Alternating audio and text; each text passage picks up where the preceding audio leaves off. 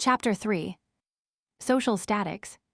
As biology distinguishes the anatomical point of view, relating to the ideas of organization, and the physiological point of view, relating to the ideas of life, so sociology separates the study of the conditions of existence of a society, social statics, and that of the laws of its movements, social dynamics. This distinction has the advantage of corresponding exactly to that of order and progress, from the practical point of view, while it is closely allied to the encyclopedic law called the principle of the conditions of existence. Kant will not admit that he is making two distinct sciences of social statics and social dynamics. Sociology, according to him, is constituted by the constant drawing together of these two corresponding studies. However, they each have their own object, and Kant has treated them separately. Indeed, social statics and dynamics are far from having the same importance in his work. The essential part, on his own showing, is dynamics. When he makes history, the characteristic process of the sociological method, when he shows that the tradition transmitted from every generation to the following one is preeminently the sociological phenomenon. When finally he considers the new science as having been founded from the day when the law of the three states was discovered, is he not placing himself at the dynamic point of view? After having demonstrated that dynamic laws of social phenomena exist, he concludes that these phenomena are also subject to static laws. There would be a contradiction in admitting the one set of laws without the other. In Kant's mind, then dynamics preceded statics. Even from an objective point of view, dynamics seem to be the most important. For, if we knew the dynamic laws, it would not be impossible to deduce the static laws from them, while to do the reverse would be impracticable, at any rate for minds constituted like ours. So, in the Cours de Philosophie Positive, social statics holds a very small place compared with that occupied by dynamics. It is true that it takes up the whole of the second volume of the Politique Positive, but there Kant brings into it many considerations which arise more from ethics and religion than from sociology properly so called. 1. The idea of the social consensus, more restricted than that of the vital consensus, dominates the whole of social statics. The science sets itself to study the continual actions and reactions which the various parts of the social system exercise upon one another. Each of the numerous elements of this system, instead of being observed by itself, must be conceived as in relation with all the others with which it has constant solidarity. From whatever social element we start, it is always connected, in a more or less direct way, with the whole of the others, even with those which at first sight appear independent. What are the ultimate social elements? In biology, anatomical analysis was to stop at the tissue, or at least at the cell. In sociology, statical analysis will stop at the family. Human society is made up of families and not of individuals. It is an elementary axiom in statical sociology. In the eyes of social science, the individual is an abstraction. All social strength is the result of a more or less extended cooperation, that is to say, of the combined action of a greater or smaller number of individuals.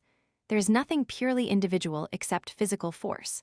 But what is the physical force of a man alone, without arms or tools?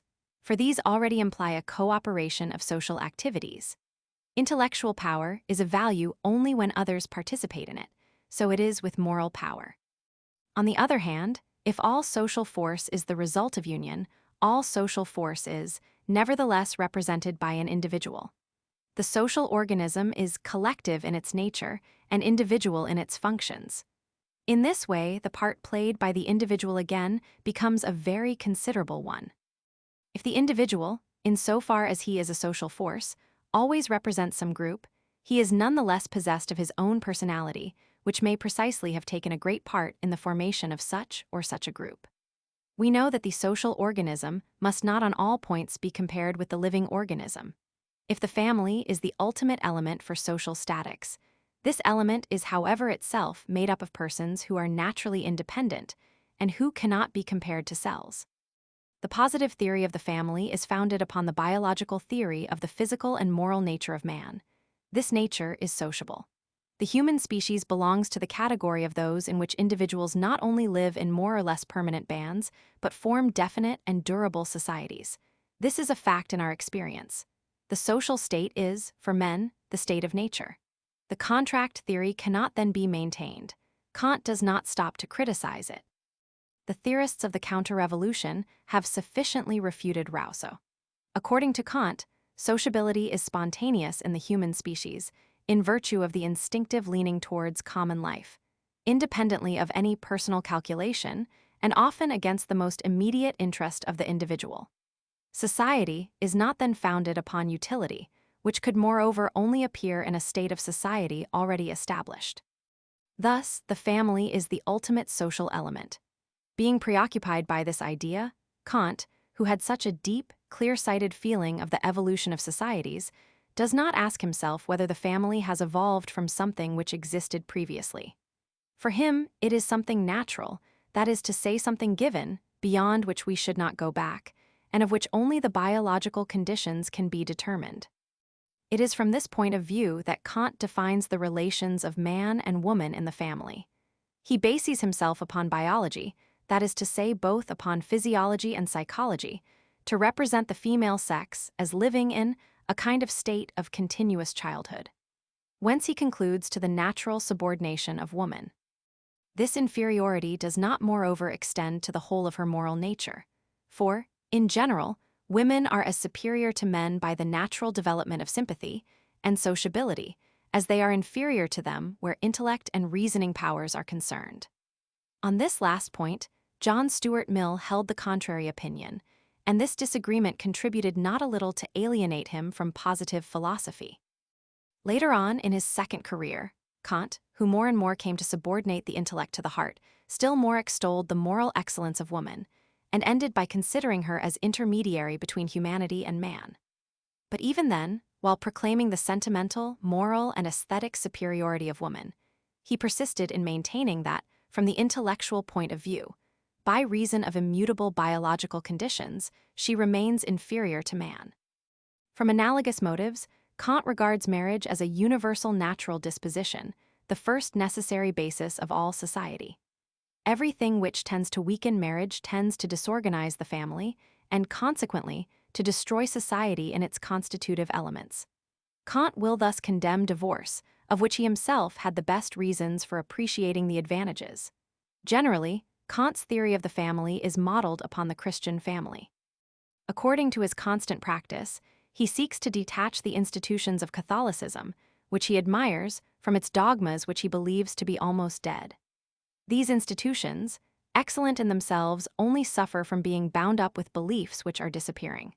So long, he says, as the family continues to have no other intellectual basis than religious doctrines, it will necessarily participate in their growing discredit. Positive philosophy can alone henceforth establish the spirit of the family upon an immovable foundation, with the modifications suitable to the modern character of the social organism. This new intellectual basis is established by positive psychology and social statics. The constitution of the family remains the same, but its foundation is henceforth positive dogma instead of religious dogma, demonstrated belief instead of revealed faith. Perhaps we must recognize in the energetic defense made by Kant of the family and of marriage as he found them established by the side of Catholic influence, a desire not to be confused with the followers of Saint Simon, of Fourier, and the other reformers of his time. These did not hesitate to contradict current and traditional customs. In Kant's view, this contradiction is a sign of error. Scientific truth is found in the prolongation of public reason and of common sense. Here Kant sees anew, and not one of the least important arguments, in support of his own theory. 2. A society is composed of families. It is not itself a greater family, neither is it an assemblage of contiguous families living together. The family and society are distinguished from each other by very clear differential characteristics. The family is a union of an essentially moral nature, and secondarily intellectual. The chief constituent of the family is found in the affective functions, the mutual tenderness of husband and wife, of the parents for the children, etc. Society is, on the contrary, not a union, but a cooperation of an essentially intellectual nature and secondarily moral. Undoubtedly, an association of men cannot be conceived as subsisting without their sympathetic feelings being interested in it.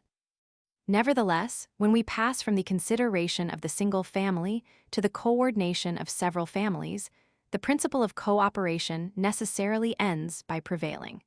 So Rousseau's theory is not false on all points. Metaphysical philosophy, especially in France, says Kant, has undoubtedly committed an error of capital importance by attributing the very creation of the social state to this principle. For it is evident that cooperation, far from having been able to produce society, presupposes it. But if we confine this assertion to society properly so called, the family being set aside, it is not so startling.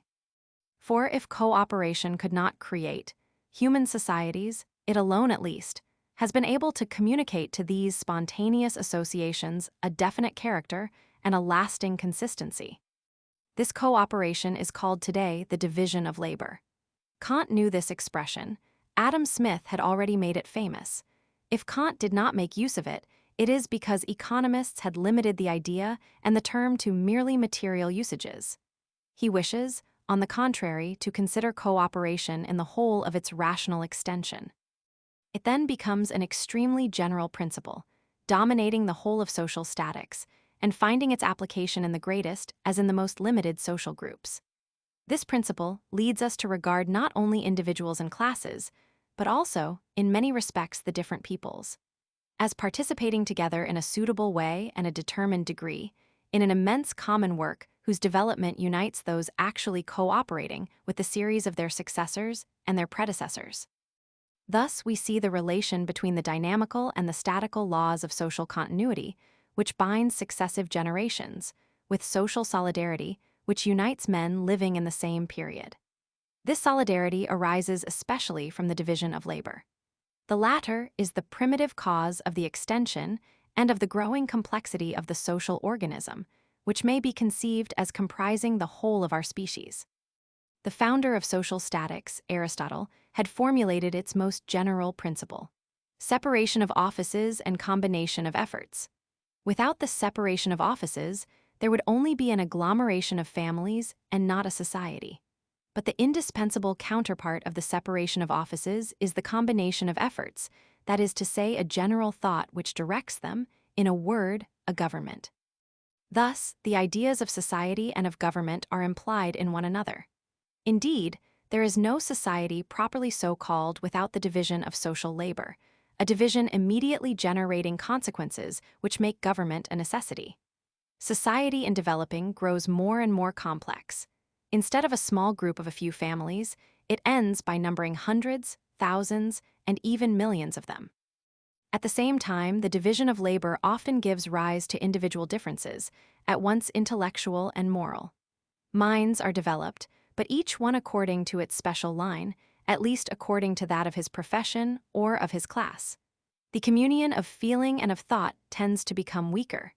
This last is not the least serious inconvenience. Smith had already pointed it out from the economical point of view, and the utopian reformers, Fourier especially, have shown strongly its extent and its dangers. This is, according to Kant, what it is the mission of a government to remedy. Its social function consists in repressing and in opposing as far as possible the tendency to the scattering of ideas, of feelings, and of interests. This tendency is the result of the very development of society, and left to itself, it would end by stopping this development. Government may thus be defined in its abstract and elementary function as the necessary reaction of the whole upon the parts. Government, at first, appears spontaneously. As Hobbes clearly saw, it is then in the hands of those to whom force belongs, but it soon becomes regularized and organized into a definite social function. As in the development of the sciences, the growing differentiation of their object rendered research more and more special, and at last caused the appearance of a particular class of learned men, the philosophers, whose own function is to attempt the synthesis of human knowledge. So, in the division constantly more ramified of social functions, a new one had to be constituted, capable of intervening in the accomplishment of all the others, unceasingly to recall in them the thought of the whole and the feeling of common solidarity. We are then entirely mistaken when we want to reduce the function of government to vulgar attributions of material order. Government is not a simple institution of police, a guarantee of public order, nor, as was said in the Roman 18th century, a necessary evil which will reduce itself to a minimum with progress or even will tend to disappear. On the contrary, the more a society is developed, the more indispensable the function of government becomes in it, the more importance it assumes.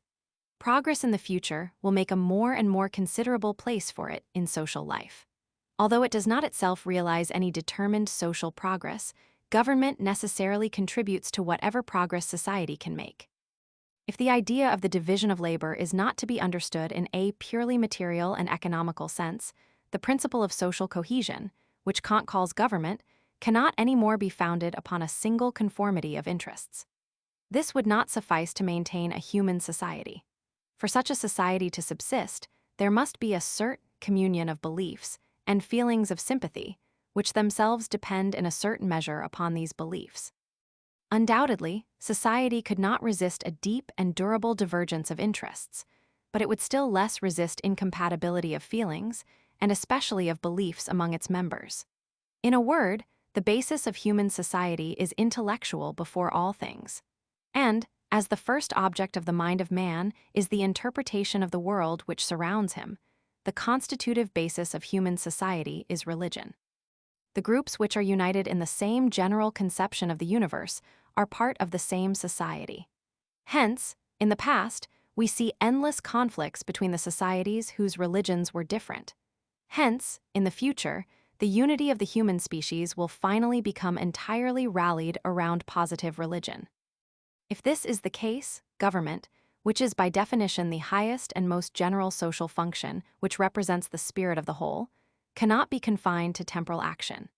Its object is not only to assure the security of property and of persons, it must at the same time strengthen and preserve that communion of beliefs which is the basis of human society. It must guarantee the union of intellects by establishing and teaching universally accepted principles. It must, in a word, be a spiritual power. In this capacity, in positive society, it will exercise an action at least equal to that enjoyed by the Catholic clergy in the Christendom of the Middle Ages, as long as the popes preserved its supreme direction. These consequences are legitimately drawn from Kant's principles. His philosophy made social reorganization dependent upon the reorganization of morals, and the reorganization of morals upon that of ideas. He was, therefore, in social statics, to seek for the foundation of society in the harmony of intellects, and to define government by its spiritual as much as by its temporal function. 3.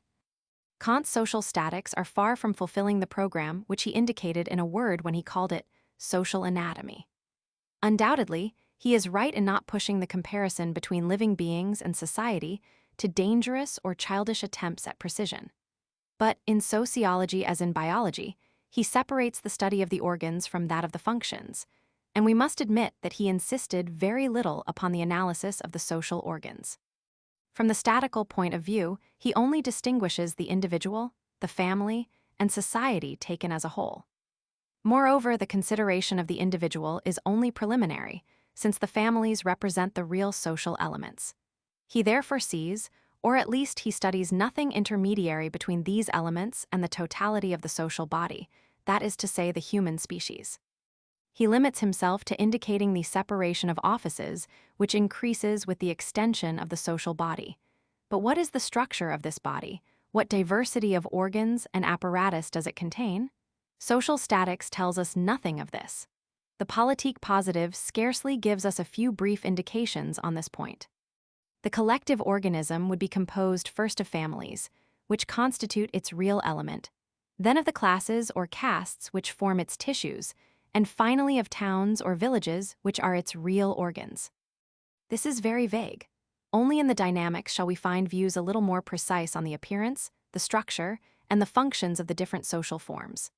Even then, Kant does not really take the physiological point of view, any more than in statics he takes the really anatomical point of view. Before all things, his sociology remains a philosophy of history. It analyzes the past of humanity, that it may find in it the interpretation of its present and the rational provision of its future. This science differs profoundly then from the fundamental sciences which precede it, in that it studies a single being, of which it cannot analyze the phenomena or discover the laws except by considering it in the first place in its totality. Kant hardly ever in social statics, and far less in dynamics, says society, as in biology he said, animals and vegetables. He says the collective organism, a simple, immense organism whose life indefinitely extends into the past and into the future, in a word, humanity. This conception representing humanity as a single being, which is an hypothesis for science, becomes an ideal for ethics and an object of love for religion. Insensibly, Kant passes from one of these points of view to the other. At the same time, the character of social statics changes. From being an abstract science in the Cours, in the Politique it is transformed into a picture of future humanity. Footnotes: Cours Roman 4, 430. Cours Roman 4, 258. Paul, Pose Roman 2, 265. Cours Roman 4, 432-6. Cours Roman 4, 459. Correspondence de Kant et de John Stuart Mill, p. 219-88. Cours Roman 4, 450. Cours Roman 4, 472 SQ. Paul, Pose Roman 2, 281-3. Roman 4 Appendis p. 67. Cours Roman 4, 482-5. Chapter 4. Social Dynamics. For Kant, social dynamics is the chief part of sociology. He tells us that it occupied his attention in a preponderating and even almost exclusive manner. This preference is easily explained. In the first place, the idea which best distinguishes sociology from biology, the idea of the gradual development of humanity, belongs to social dynamics. Then, the method which particularly belongs to sociology, the historical method, applies especially to dynamics. Finally, the very conception of a social science became fixed in Kant's mind by the discovery of the law of the three states, which is a dynamic law. Social dynamics is defined as the science of the necessary and continuous movement of humanity, or, more briefly, the science of the laws of progress. Here, as in social statics and even still more exclusively, a single case is studied, namely, the case of the human species, regarded as a single individual, and considered in the whole of its past and future development. Henceforth, without misunderstanding the distinction between biology and sociology, should we not in the first place seek some of the conditions of social progress in the physical and moral nature of the individual man? This question did not escape Kant, and he says that it would be right to begin a methodical treatise on social science with it. However, he did not expressly deal with the question. He contented himself with indicating this fundamental instinct, which is the complex result of the necessary cooperation between all our natural tendencies, which urges man ceaselessly to ameliorate his condition in all respects, and always to develop the whole of his moral, intellectual, and physical life in every way as much as the system of conditions in which he finds himself placed allows of it. This indication is completed by the study of the conditions which determined the first efforts of man, when he had to overcome his natural laziness at the dawn of civilization. It suffices at least to show the close union which exists in Kant's thought between social dynamics and psychology. It is true that the sociological laws cannot be deduced from the biological laws. Nothing can replace a direct observation of social phenomena. But the very fact of progress, which is the object of social dynamics, would not exist without the individual impulses which are its own elements. 1. Under the name of progress, Kant understands a social advance towards a definite, although never attained termination, by a series of necessarily determined stages. This idea was never clearly defined in antiquity. The men of ancient times were more inclined to represent social movements as oscillatory or circular. Upon special points, for instance in morals, they had a foreshadowing of the idea of progress. They conceived an effort towards improvement. But the scientific idea of social progress in its entirety remained foreign to them. For this idea is only formed by observation and by the analysis of history. Their historical outlook was yet too narrow for such a suggestion. The idea of progress appears with the philosophy of history taught by Christianity. For this religion gives a rational explanation of universal history considered as a whole. It proclaims the superiority of the Christian world over the pagan world and of the new law over the old. But scarcely has the idea of progress thus come into existence when it becomes clouded over and tends to fade away. Catholicism clearly sees progress in the series of events which caused it to succeed a former state, but it denies the progress which continues from that moment. It considers itself as final. It limits onward progress to the advent of Christianity. It claims to fix an invariable dogma which contains immutable and absolute truth. This is the very negation of the positive idea of progress. In order to find this idea clearly conceived and scientifically formulated, we must come to Condorcet and even to the Roman 19th century, that is to say, to the foundation of social science by Kant. He was especially led to it, he says, by the historical study of the development of the sciences. For, of all the social series, this is the one whose evolution is most advanced. No other suggests so clearly the idea of a progression, whose terms succeed each other by virtue of a necessary filiation. Pascal already gave a very fine formula of it in his Préface du Traité du Vide. Is it not remarkable that, in his sketch of the positive idea of progress, he should have been led at once to the essential hypothesis of social dynamics, that is to say, to consider the whole succession of generations as a single man, always living, continually learning. Nevertheless, the idea of progress, so well applied to the evolution of the sciences in the Roman 17th century, could not then be extended to all social facts. It had met with an insurmountable obstacle in the Middle Ages. Men considered that period as one of retrogression and barbarism, although, as a matter of fact, it was characterized by the universal perfecting of human sociability. The idea of progress therefore remained a special one. Thus originated the quarrel of the ancients, and the moderns whose importance has not been sufficiently understood. The eminent Fontenelle and the judicious Perrault have very clearly shown in respect to intellectual activity generally considered, what Pascal had already established for science properly so called. The Roman 18th century was full of the idea of progress, but failing to follow a positive method, it gave a false direction to this idea. It believed in the indefinite perfectibility of man and of society. Now, this notion does not coincide with that of progress. It is even fundamentally opposed to it.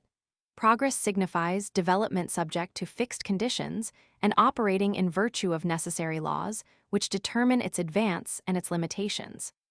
It is precisely the ignorance of these conditions and of these laws which gives rise to the idea of indefinite perfectibility.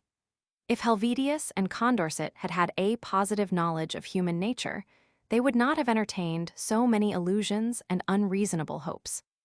Biology, that is to say, scientific psychology, would have taught them that human nature is invariable in its basis, that the preponderance of the selfish over the altruistic instincts is essential to this nature, and that, if progress favors the development of the altruistic feelings, it cannot, however, overturn the natural equilibrium of our inclinations. In a word, indefinite perfectibility is a metaphysical idea.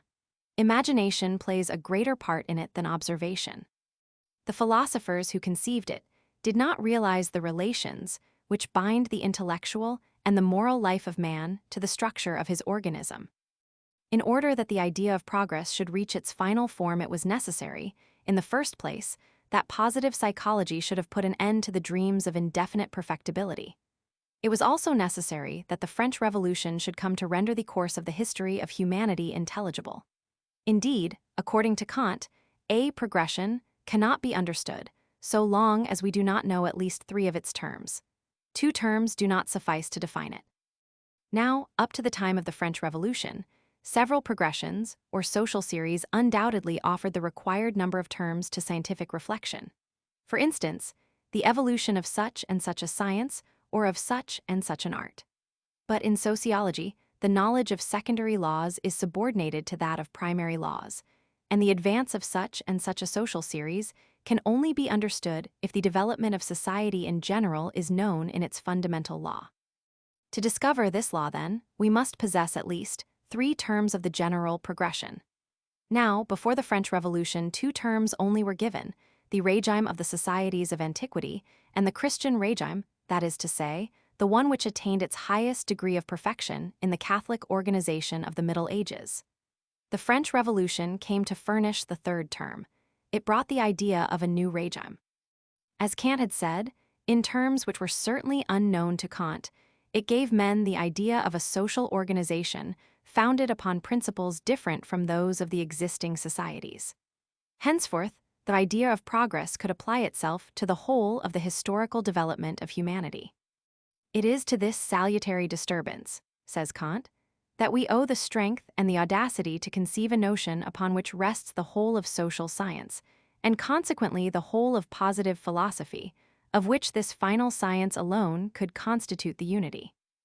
This social science remained to be constructed. It will be the special work of Auguste Comte. According to him, the French Revolution only brought an imperfect idea of social progress. It helped to bring about the conception of the idea of a different regime, but without actually founding it. The functions of the new philosophy will be to realize the positive idea of social progress. In a word, the revolutionary impulse made this philosophy possible. It has not done away with its utility. 2. Sociology being an abstract and speculative science in the same way as the other fundamental sciences, progress in it is not understood in a utilitarian or moral sense. From 1826, Kant exerted himself to prevent any equivocation on this point. The insufficiency of language, he says, obliges him to make use of the words improvement and development, of which the former and even the latter, although clearer, recalls ideas of absolute good and of indefinite amelioration, which Kant has no intention of expressing. These words for him have the simple scientific object of indicating, in social physics, a certain succession of states of the human species, being affected according to determined laws. A usage exactly analogous to the one which physiologists make of them in the study of the individual organism, to indicate a succession of transformations with which no idea of continuous amelioration or deterioration is connected. It would be easy to treat of the whole of social physics without once using the word improvement and always replacing it by the scientific term development. For the question is not to appreciate the respective value of successive states referred to an ideal state, but simply to establish the laws of their succession. The present is full of the past and big with the future. Leibniz's formula thus expresses the general idea of progress.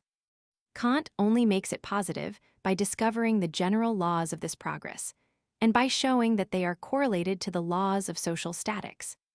As a matter of fact, does the development of humanity lead to improvement or progress, in the moral and practical sense of the word? Social science has not to answer this question.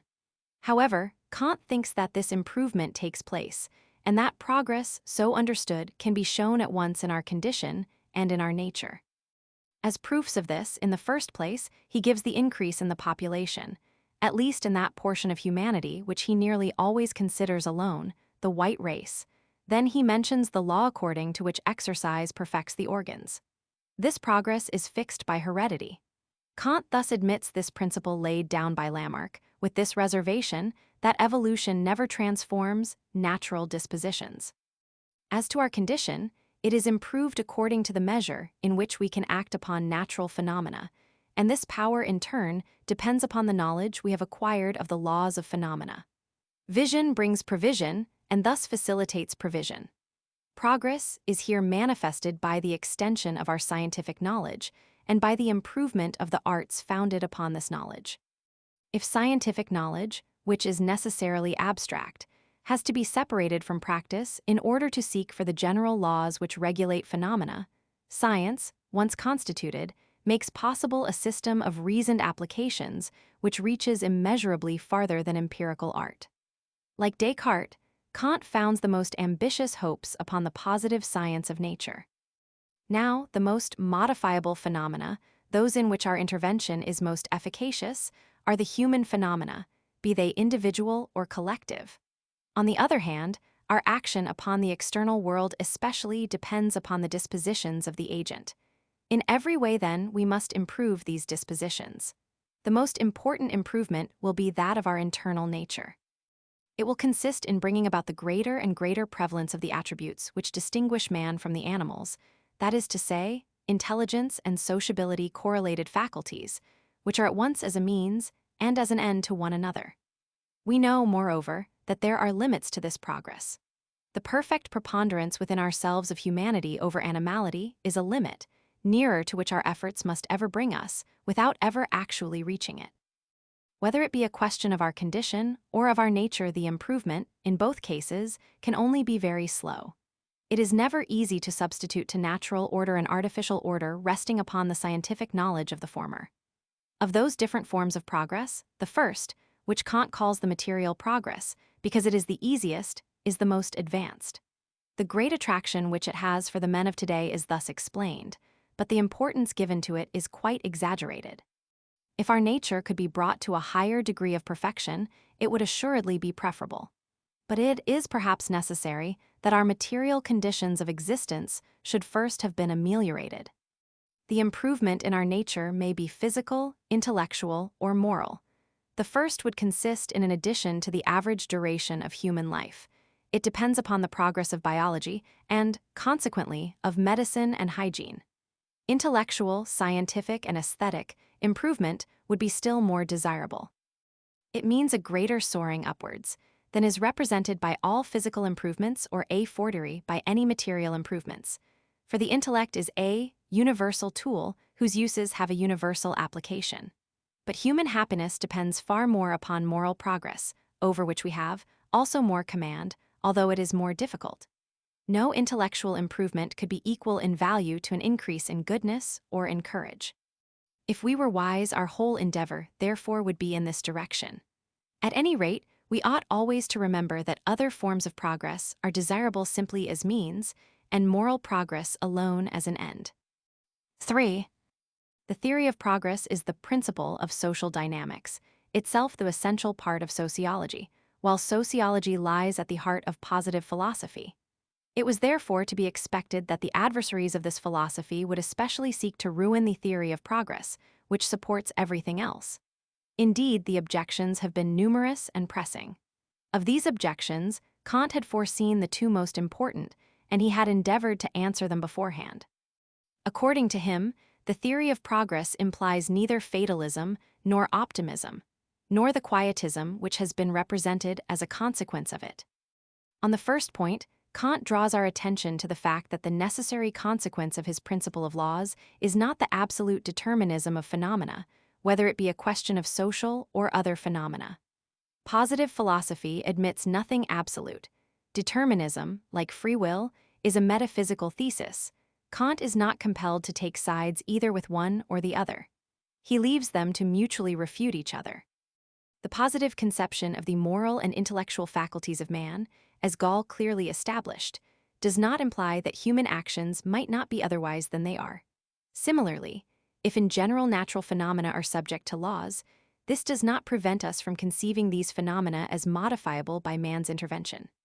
Now, of all natural phenomena, social phenomena are precisely the most modifiable, so much so that for a long time it was possible to ignore that they were governed by laws.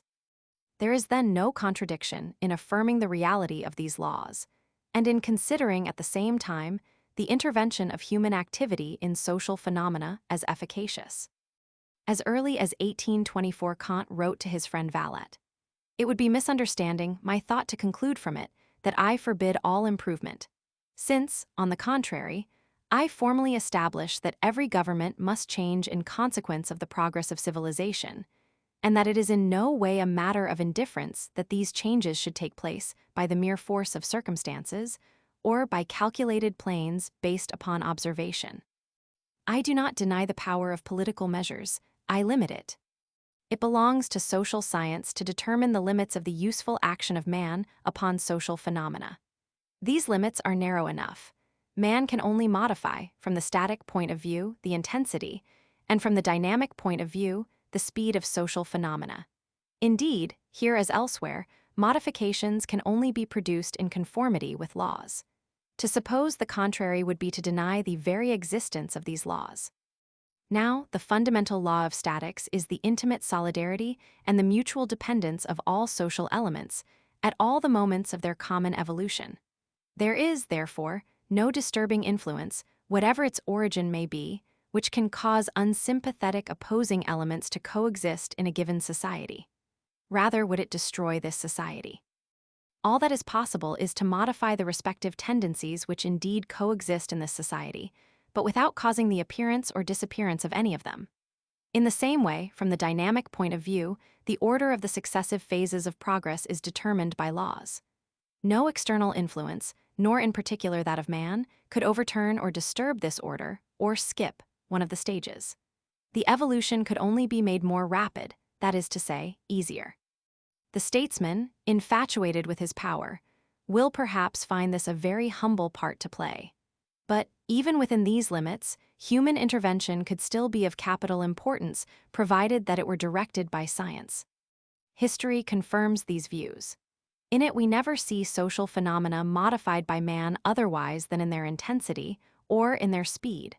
Where we best know their evolution, that is to say, in the social series, which includes the history of the sciences, of the arts, of morals and institutions, the verification of this law is constant. For instance, among the scientific men at Alexandria, astronomy stopped at a certain point, because the further development of this science was not compatible with the general conditions of society at that time. And if Montesquieu's attempt to subject social facts to laws failed, it is because, before sociology, positive biology had first to be founded. Analogous examples abound, and a contrary case has never presented itself. Three secondary factors, race, climate, and man's political action, especially modify progress, in the measure which has just been indicated. In the present state of science, it is impossible to arrange them in the order of their importance. Montesquieu made too much of climates, others have made too much of races. Those elements of social evolution have not yet been studied by the positive method, until the foundation of social dynamics their part was, of necessity, wrongly conceived. It was not known that the essential law, the law of the three states, is independent of these secondary factors, whilst on the contrary, the secondary factors can only act in conformity with this law, without ever suspending it. In order that the modifications which they produce should become intelligible, it was necessary that the normal type of evolution should first be known. To study the influence of climates and of races before first possessing the general laws of social dynamics was almost to pretend to establish pathology without having first constituted physiology. As to man's political action, it too has been wrongly understood. In the absence of a positive conception of social phenomena, some denied the efficacy of this action, others exaggerated it. When it was used in the direction of progress, it almost necessarily appeared to be the principal cause of the results which social evolution would have brought about in any case. The illusion was all the more inevitable from the fact that social forces are always personified in individuals. On the other hand, how often have the most vigorous political efforts only been successful for a day, because the general evolution of society was proceeding in the contrary direction? So long as the theological and metaphysical period lasts, man does not hesitate to ascribe to himself an almost boundless action upon natural phenomena. Having reached the positive period, he knows that phenomena are only modifiable within certain limits, determined by their laws, and that he can only aspire to relative results. Once positive sociology is established, it wholly transforms the familiar idea of political art. But because it entertains less great and less gratifying ambitions, this art will only be all the more effective. Compare what medicine and surgery are able to do today for the good of the sick with what they could do before chemistry and biology became positive sciences. But it is said, admitting that man can modify social phenomena, what reason has he to interfere with them, since progress takes place of itself? Why not allow the natural evolution, which most certainly realizes it, to work itself out? This objection confuses progress understood as a succession of states which unfold according to a law, with progress understood in the sense of indefinite improvement. On this point again, the comparison of society with living organisms is instructive. Do not these develop in conformity with invariable laws? Yet, Kant regards them as extremely imperfect, and in what concerns the human body, the intervention of the doctor or the surgeon is often useful and even indispensable. When we reproach the sociological theory of progress with having optimism as its consequence, we take the scientific notion of spontaneous order for the systematic justification of any existing order. There is, however, a very long distance from one to the other. Spontaneous order may often be a very rough form of order. Here, as everywhere else, positive philosophy substitutes the scientific principle of the conditions of existence to the metaphysical principle of final causes. It admits that spontaneously, according to natural laws, a certain necessary order is established. But it acknowledges that this order offers serious and numerous disadvantages, modifiable, in certain degrees, by man's intervention. The more complex these phenomena, the more are the imperfections multiplied and intensified. The biological phenomena are inferior in this respect to those of inorganic nature. By reason of their complication, which is maxima, social phenomena must be the most disorderly of all. In a word, if the idea of a natural law implies that of a certain order, the notion of this order must be completed by the simultaneous consideration of its inevitable imperfection. The theory of progress is then incompatible neither with the ascertainment of social evil, nor with the effort to remedy it. The most complex of all organisms, the social organism, is also the one most subject to diseases and to crises. Thus, Kant foresees in a near future great internal struggles in our society, in consequence of our mental and moral anarchy. Today, only that is systematized which is destined to disappear, and what is not yet systematized, that is to say, all that lives, will not be organized without violent conflicts. It is enough here to think of the relations between masters and workmen. Revolutions occur which nothing can prevent. It is an inevitable evil, and Kant gives a striking psychological reason for it. Our mind is too weak, and our life too short for us ever to form a positive idea of a social system other than the one in which we were born and in which we live. It is from this one that, willingly or unwillingly, we draw the elements of our political and social ideas. Even men of a utopian turn of mind do not escape this necessity. Their dreams always reflect, at bottom, either the past or a contemporary social state. In order that a new political system should appear, and especially for it to find access to men's minds, the destruction of the preceding system must be already very far advanced. Until then, even the most open minds could not perceive the characteristic nature of the new system, hidden from all eyes by the spectacle of the old organization. Hence, the lengthy processes of decomposition of worn-out regimes, the no less lengthy birth of new institutions, and the cruel periods of transition, full of troubles, of wars, and of revolutions. With this same cause are connected what we may call the phenomena of survival. Institutions, powers, as also doctrines, have a tendency to subsist beyond the function which the general advance of the human mind had assigned to them. Conflicts then take place which it is beyond anybody's power to prevent. Happy is he who can make them shorter and less acute. The solution only comes with time when the vanquished ideas fall into disuse. The combat never ceases except from the lack of combatants. All this in no way excludes the possibility for man to exercise a beneficent or a detrimental action. To understand is not always to justify. It is true that a comprehensive view of history disposes us to be indulgent, because it brings out the close solidarity of all the social elements of the same period. The responsibilities being shared, and so to speak diffused, appear to be less serious for each individual.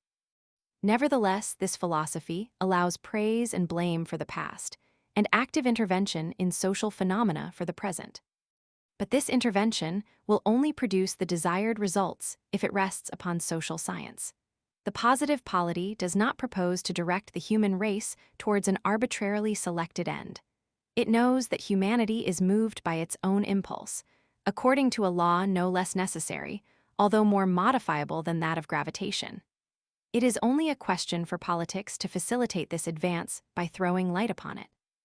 It is a very difficult thing to undergo the action of a law without understanding it, or to submit to it with a full knowledge of the case. It remains in man's power to soften and to shorten crises as soon as he grasps their reasons and foresees the issue. He will not pretend to govern the phenomena, but only to modify their spontaneous development. This demands that he should know their laws. Let us also know how to own that in respect to many of these phenomena, and not the least important of them, we are absolutely powerless. Their conditions escape our grasp. For instance, the duration of human life is far from being as favorable to social evolution as might be conceived. On the contrary, after the extreme imperfection of our organism, The brevity of life is one of the causes of the slowness of social development. How many powerful minds have died before their full maturity had yielded all its fruit? What would not have been expected of their genius if they had been in full possession of their faculties during 3 or 4 centuries? The positive theory of progress, therefore, entails neither optimism nor quietism. The intervention of man being excluded, the social state, which evolves, according to laws, at each period is just as good and as bad as it can be, according to the whole of the situation. More than one pessimist would be satisfied with this formula. It is legitimately drawn from the principle of the conditions of existence. But truly, from the point of view of this principle, that is to say, from the point of view of positive and relative philosophy, there can be no question either of optimism or of pessimism. Metaphysics alone can offer an absolute judgment upon the whole of the social reality. The positive doctrine, here as elsewhere, only seeks the statical and dynamical laws of phenomena. It is true that it finds that the social evolution is, as a matter of fact, accompanied by improvement. But this improvement is so slow, so laborious, interrupted by so many crises, disturbed by so many conflicts, that if humanity aspires to a better condition, it is mainly from her own efforts that she must expect a slightly more rapid progress. Footnotes: Kurz Roman 4, 430. Kurz Roman 4, 299. See also Chapter 2 in Book 1. Kurz Roman 4, 297. Kurz Roman 4, 182-6. Paul, Pose Roman 2, 332-3. Kurz v. 366. Kurz Roman 4, 185-7. This referred in the author's mind to the famous quarrel in French literature between the admirers of ancient poetry like Boileau, who declared it to be superior to modern poetry, and their opponents like Perrault and Fontenelle, who took the contrary view. Kurz Roman 4, 257-9. Paul, Pose I 63. Kurz Roman 4, 188. Paul, Pose Roman 4 Appendis, p. 199. Kurz Roman 4, 304-6. Discours sur l'esprit positif, p. 5960. Paul, Pose I 106-8. Paul, Pose I 54-56. Letters à Valette, p. 140, 8 September, 1824. Kurz Roman 4, 314-20. Paul, Pose, Roman 2, 450. Kurz Roman 4, 273. Kurz Roman 6, 825. Kurz Roman 4, 31, v. 241-2. Kurz Roman 4, 266. Paul, Pose Roman 4 Appendis p. 95. Kurz Roman 4, 326. Kurz Roman 4, 510-12. Kurz Roman 4, 310-11. Chapter 5. The Philosophy of History. If social dynamics is a science, and if the law of the 3 states, discovered by Kant, is its fundamental law, this law, and those which proceed from it, must explain the successive phases of humanity, from the first dawn of civilization to the present condition of the most advanced nations.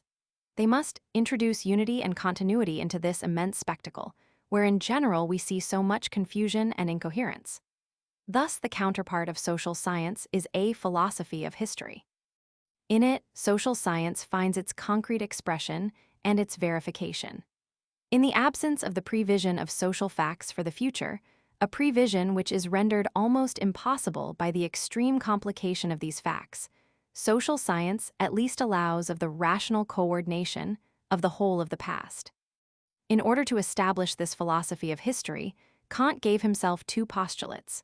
The first is common to him and to all those who endeavored to set forth the evolution of humanity from its beginnings, especially before the recent progress made by anthropology.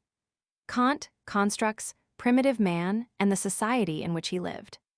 The second postulate consists in considering, instead of the history of the whole of humanity, the most complete and the most characteristic evolution, that is to say, that of the white race, and in this race only the populations of Western Europe.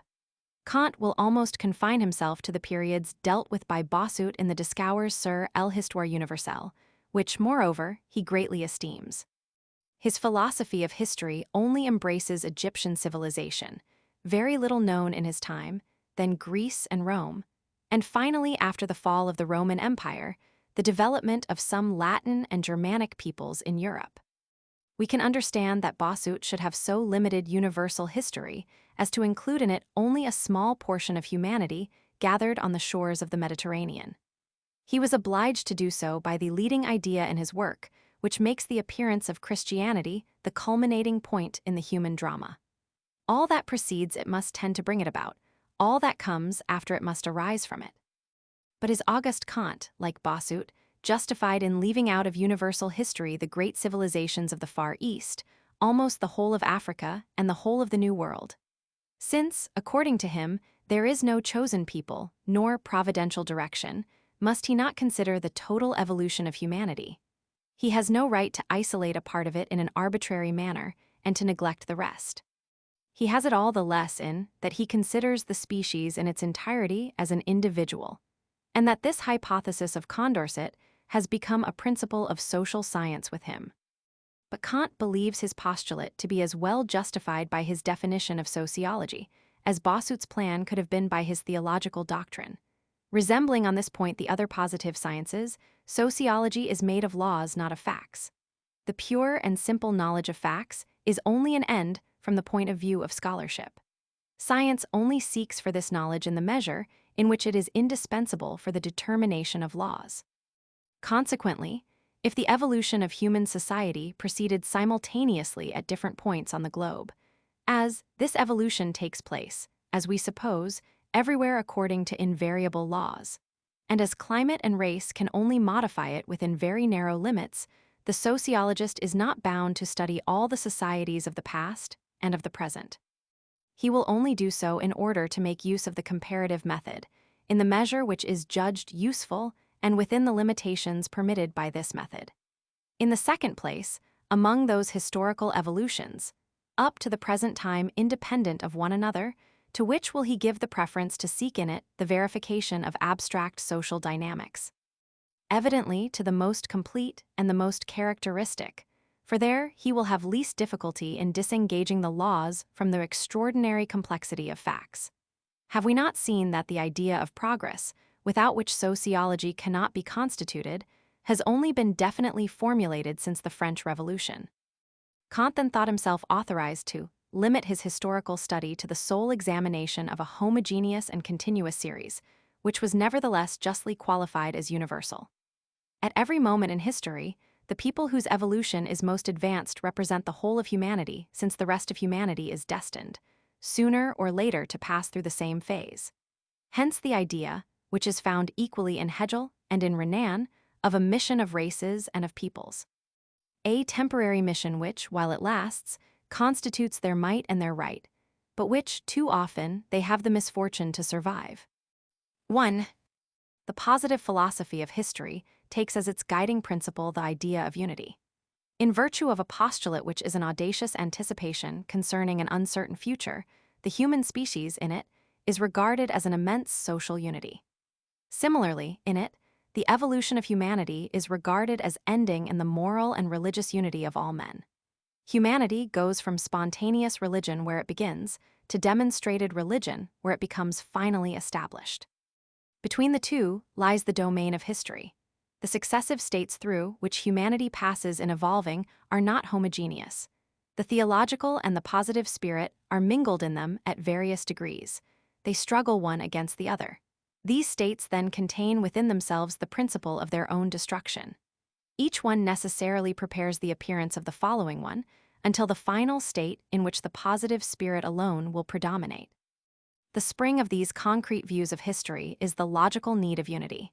It is this which determined the initial movement.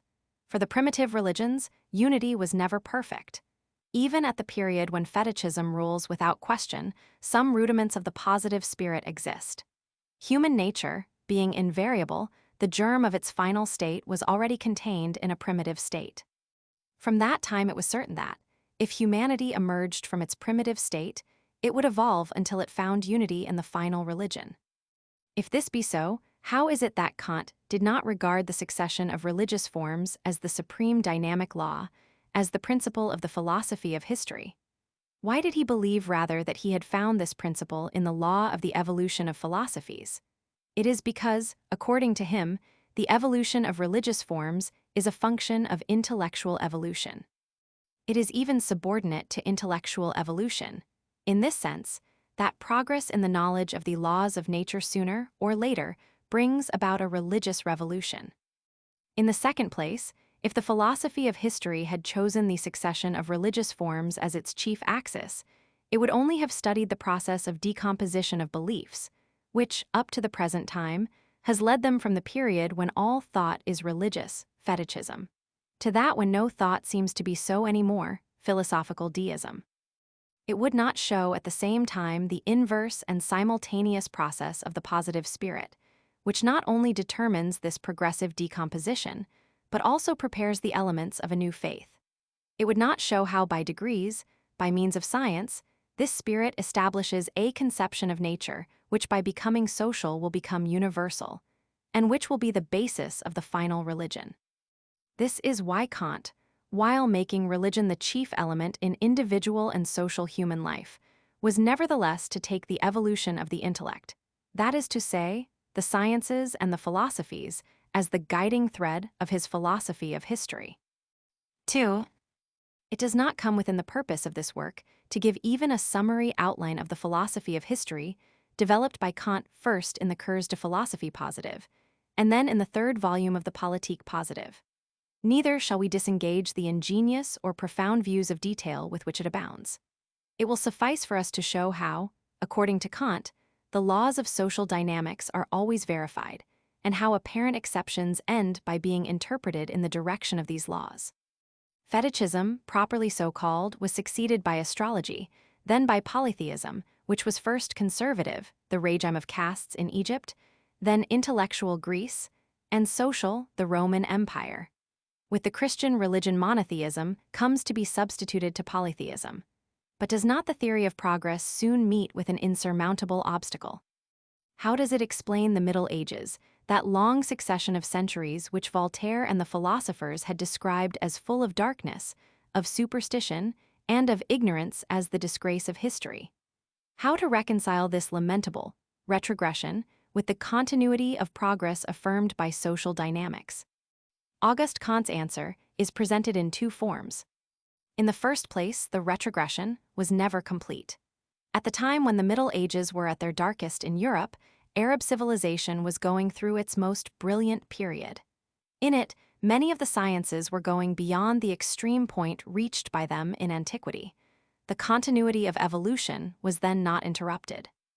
It suffices to understand, in conformity with the postulate laid down by Kant at the beginning of social dynamics, that, at this period, the Arabs were the part of humanity whose intellectual evolution was most advanced, and who, consequently, represented the rest. But above all, the current opinion concerning the Middle Ages is erroneous. The philosophers of the Roman 18th century did not know it. They only saw this period through their prejudices, or rather they did not deign to look at it.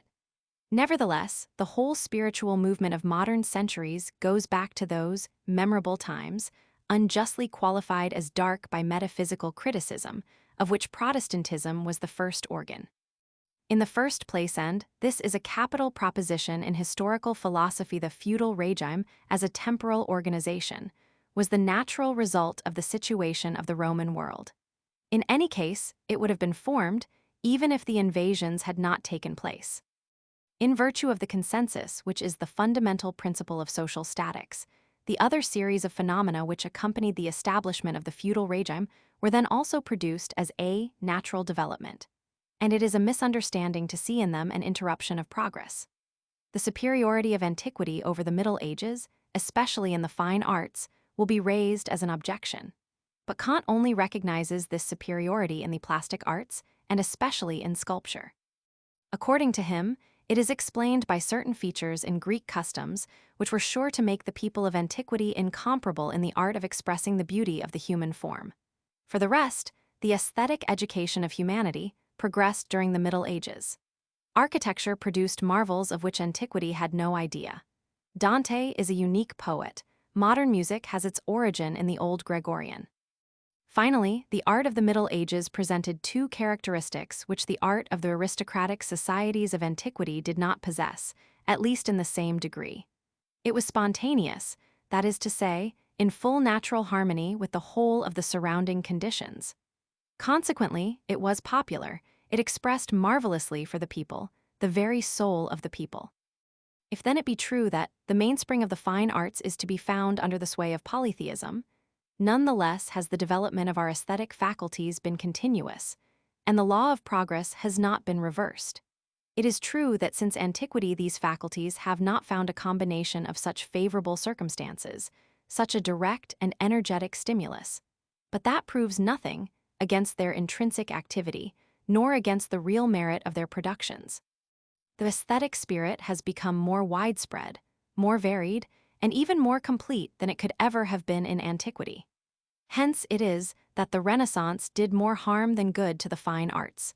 It inspired an exclusive and servile admiration for the masterpieces of antiquity, which are related to an absolute social system. In this sense, says Comte, the appreciation of the present Romantic school only sins in the direction of historical exaggeration, but its recriminations are far from being groundless. Similarly, the intellectual activity of the Middle Ages has been very unjustly treated. Certainly, positive philosophy cannot be suspected of partiality in favor of theological dogmas and metaphysical subtleties. But just as in physics we distinguish the material changes, which are within reach of our senses, and the molecular movements which escape them, so at certain periods the human intellect produces outside itself works which testify to its activity, and at other moments, without being less active, its labor remains an internal one. There are periods of secret and silent preparation. Such, for instance, was the first portion of the Middle Ages. Far from the human mind remaining stationary and inactive at that time, it did, on the contrary, a very considerable work. It was creating the modern languages, that is to say, the indispensable instrument for subsequent progress of thought. We must also be fair to two immense series of labors, alchemy and astrology, which have contributed so greatly and for so long to the development of human reason.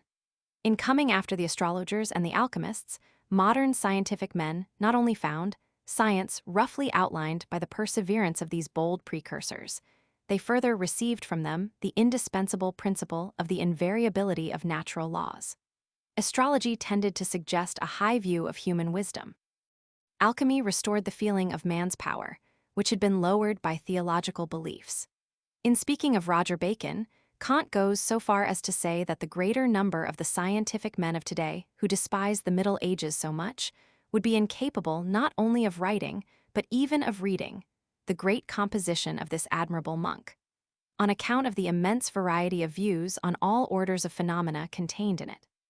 Comte further enlarges with pleasure upon the mutual obligations of feudal tenure, an admirable combination of the instinct of independence and of the feeling of devotion, upon the appearance of chivalry, upon the raising of the condition of women, upon the enfranchisement of the commons, upon the formation of the tiers état, etc., like the Romantic school, being preoccupied with the duty of fighting the systematic detractors of the Middle Ages, he goes to the opposite extreme. He no longer sees the famines, the plagues, the stakes, the interminable wars. He is not content with showing that, in spite of all, the Middle Ages was a period of progress.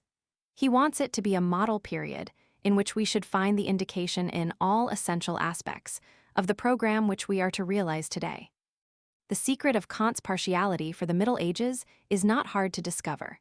He never tires of praising the Catholic organization of this period, the separation of the temporal from the spiritual power, last of all, the miracle of the papal hegemony. Nothing of the kind was known in antiquity. That alone suffices to establish the superiority of the Middle Ages. Positive philosophy will restore this separation of the two powers today. It will complete the admirable sketch drawn of old by the Catholic Church. Positivism, says Huxley, is Catholicism minus Christianity. Comte would not have protested very violently against this definition. Indeed, in the Catholicism of the Middle Ages, he distinguishes between the doctrine and the institutions. The doctrine is on the decline and will disappear. But the institutions were masterpieces of political wisdom, and they have only been ruined by having seemed to be inseparable from this doctrine. They ought to be re-established upon intellectual bases at once broader and more permanent. Positive philosophy furnishes these bases. It will know how to restore the government of souls, according to the model left by the Catholic Church of the Middle Ages. It has often been said that the social action of Catholicism was especially due to its moral teaching. Kant reverses this proposition.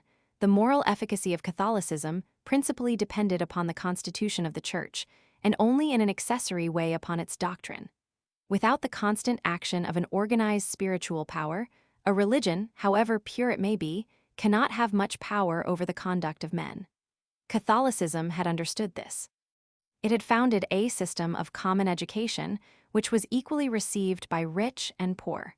Morality thus acquired the ascendancy which belongs to it. The feelings were subjected to an admirable discipline, which exerted itself to uproot even the smallest seeds of corruption. To conclude, the eternal honor of Catholicism is to have brought a decisive improvement into the theory of the social organism by the separation of the two powers. Many causes have contributed to its being misunderstood. The excessive admiration of the modern historians for the city of classical times, the partiality of Protestants for the early Church, and finally the contempt of philosophers for the supposed darkness of the Middle Ages. We judge of it better today. Positive philosophy does not confine itself to rehabilitating the Catholic organization. It takes it up again on its own account. More I investigate this immense subject, writes Kant to John Stuart Mill, the more confirmed I become in the view which I already held 20 years ago, at the time of my work upon the spiritual power, of regarding ourselves, we, systematic positivists, as the real successors of the great men of the Middle Ages, by taking up the social work again at the point to which Catholicism had carried it. Undoubtedly, the conditions are not the same today, and we must take the differences into account. But as to the extent and the intensity of action, we may say that for each of the social relations on which the Catholic clergy had to pronounce, an analogous attribution exists for the modern spiritual power. In a word, excepting for the dogma, Kant borrows from the Catholicism of the Middle Ages almost everything: its organization, its regime, its worship, and if he could, its clergy and its cathedrals. His religion will be a Catholicism raised upon another basis. 3. The separation between the temporal and spiritual power realized by Catholicism in the Middle Ages marks a decisive progress in the history of humanity. But it was not finally established. The regime of which it formed a part was bound to disappear, because of the mutual antipathy between the elements included within it. The Catholic organization of the 13th century was first shaken and then destroyed by the advancing ascendancy of the positive spirit and the resistance of theological dogma. From this, organic, period European society has passed to a critical period which has filled centuries, and which positive philosophy alone is able to bring to a close. The whole of modern history, political, religious, scientific, aesthetic, economic, etc., is, at bottom, merely the succession of the necessary stages in this double work: the decomposition of the regime of the Middle Ages and the preparation for the positive period. In a first phase, which occupies the 14th and 15th centuries, the movement remains a spontaneous one. It ignores the end to which it is tending. In the second, which extends to the end of the 18th century, the disorganization becomes deeper under the influence of an entirely negative philosophy. The first signs of the decomposition which was beginning were of an economic order. The phenomena of this order are indeed a factor of the highest importance in the whole of social life. The economic evolution, according to Kant, necessarily precedes the aesthetic and scientific evolution. It is the former, far more than the two latter, which characterizes our civilization in contrast with the societies of antiquity. Through it, the organization of modern societies was to begin. The freeing of the serfs, the foundation of independent urban communes, the transformation of industry which arose from this, are described by Kant almost in the same terms as those used by Augustin Thierry, who like him had worked by the side of Saint Simon. It is the ending of an economic organization and the heralding of a new regime. When this spontaneous decomposition had reached a certain point, the critical doctrines could appear and push it further. But to see in these doctrines the original cause of this great movement is to credit them with an exaggerated influence, and even, strictly speaking, an incomprehensible one. In order that doctrines may arise and prosper, they must find favorable ground. The contrary opinion exaggerates, beyond all possibility, the political influence of the intellect and creates a kind of vicious circle. The principle of free examination was at first, in the Roman 16th century, only a natural result of the new social situation gradually brought about by the two preceding centuries. For this principle corresponds to a state of non-government of minds. And this state, in turn, comes from the progressive dissolution of mental discipline. It lasts so long as a spiritual power has not been reconstituted upon new foundations. In a society where spiritual power is normally exercised, that is to say, where it governs the universality of minds, united by a body of common beliefs, the need of intellectual liberty is not developed in individuals. At any rate, it does not challenge unanimously accepted principles. But when this power is weakened, the principles begin to be discussed. Each one soon claims to be a judge of their value. Everything then depends on the combination of social conditions. We can no more produce than we can stifle this disposition of minds, outside the conditions which are favorable or unfavorable to it. It is only developed during the periods which are not organic. It is through having misunderstood this law of social statics that so many historical errors have been committed, in which the symptom is mistaken for the cause and the result for the principle. The first general form of the principle of freedom of examination expressed itself in Protestantism. In it, this freedom at first remained confined within the more or less narrow limits of Christian theology. The spirit of criticism at first especially endeavored, in the very name of Christianity, to ruin the admirable system of the Catholic hierarchy, which was its social realization. This is the characteristic inconsequence of the metaphysical spirit, which always denies the logical deductions while claiming to maintain the principles, and which, in this particular case, aspired to reform Christianity at the same time that it destroyed the necessary conditions of its existence, that is to say, its organization. In the same way, as in the Catholicism of the Middle Ages, Kant chiefly admires the masterpiece of political wisdom, which knew how to separate the attributes of temporal power from those of spiritual power. So, in Protestantism, he especially sees the destructive principle of this masterpiece. He unceasingly reproaches it with having subordinated the spiritual to the temporal power in the whole of Europe. This chief perturbation was the origin of all the others.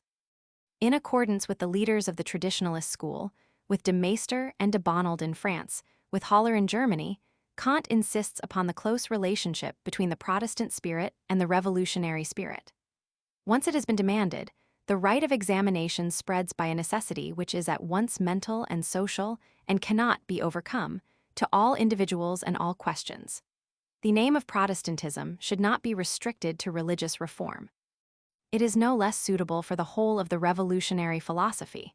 For this philosophy, from Lutheranism to the deism of the Roman 18th century, without excluding atheism, which constitutes its extreme phase, is a protestation, at first against the principles of the old social order, and then against any organization whatever.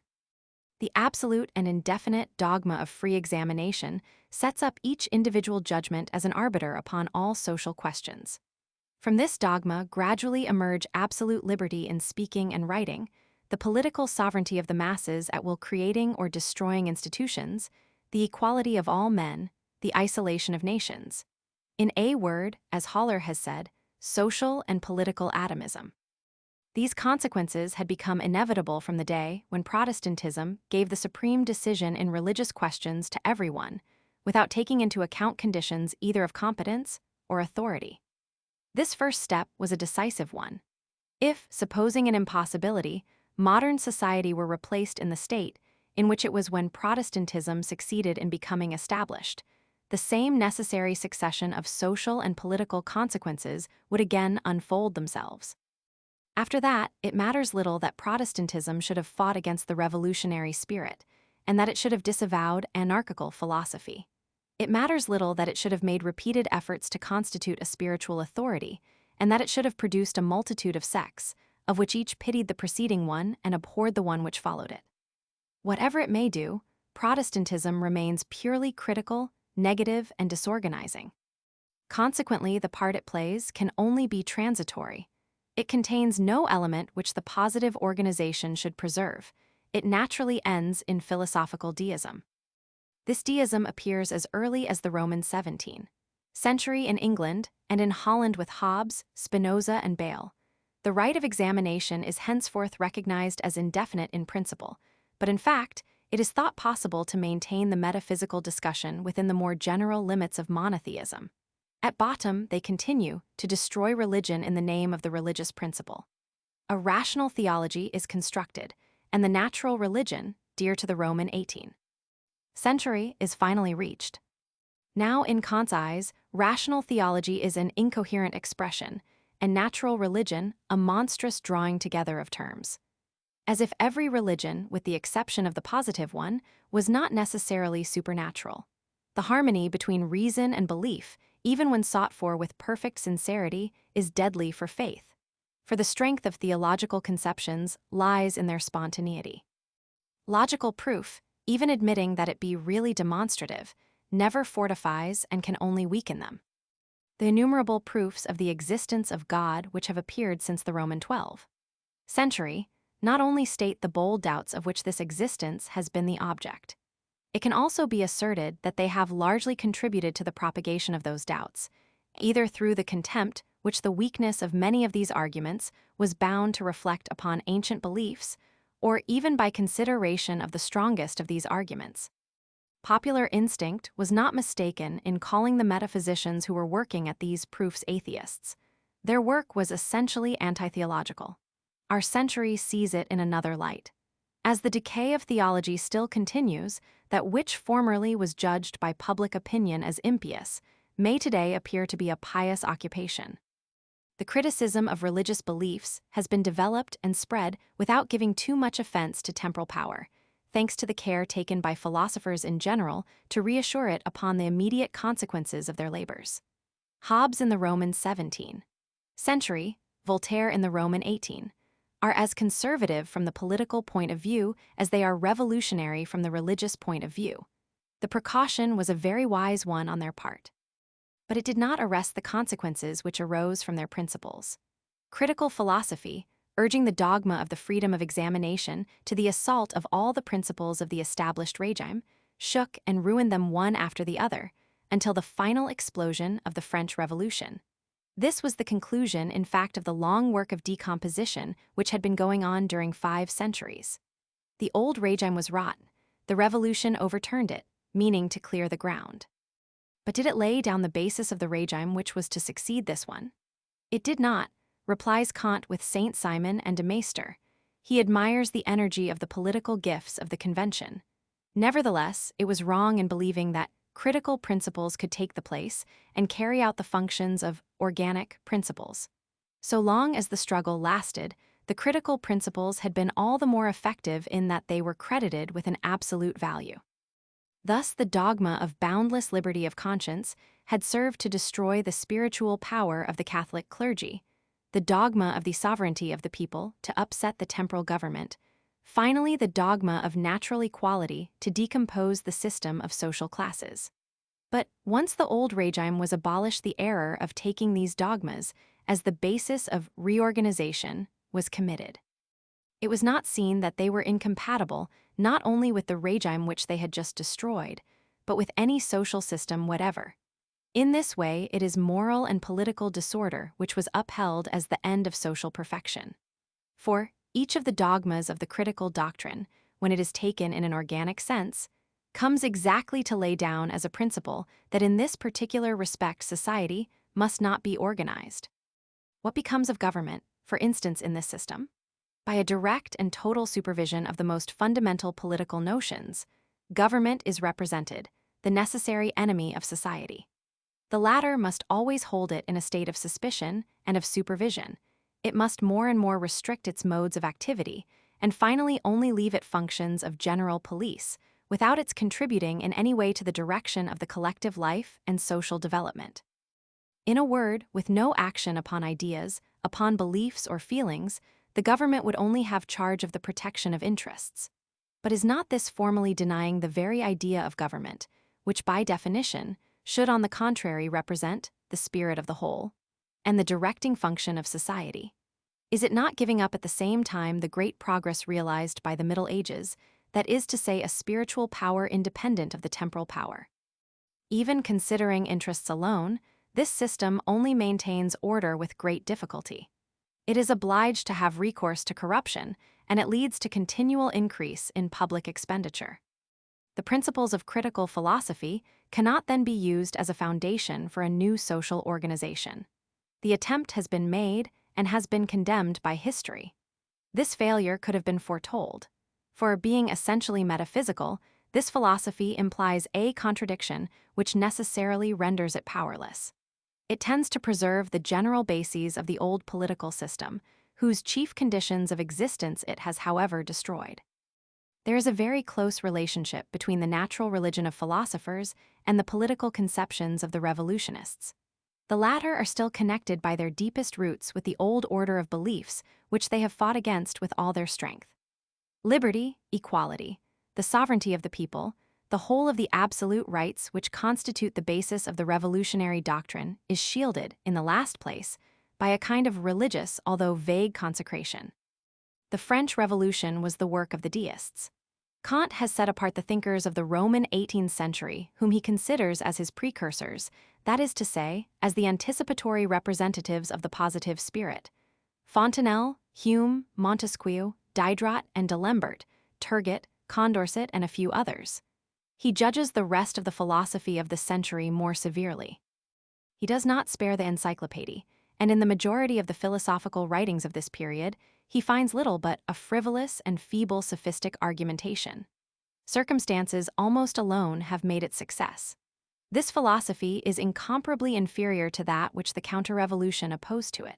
In the logical respect which finally predominates, says Kant, the revolutionary criticism cannot today resist the system of the retrograde school. In a regular discussion, the latter would soon have compelled it to admit that it allows the essential principles of the old regime, while refusing to accept their most indispensable consequences. The inmost contradiction from which the revolutionary philosophy suffers will become more and more apparent. A not far distant moment will arrive when the effort to restore the past will include a large number of those who have contributed to its destruction. The partisans of natural religion, and even those of the most advanced deism, will rally to Catholicism as to the real foundation of the social organization which they defend.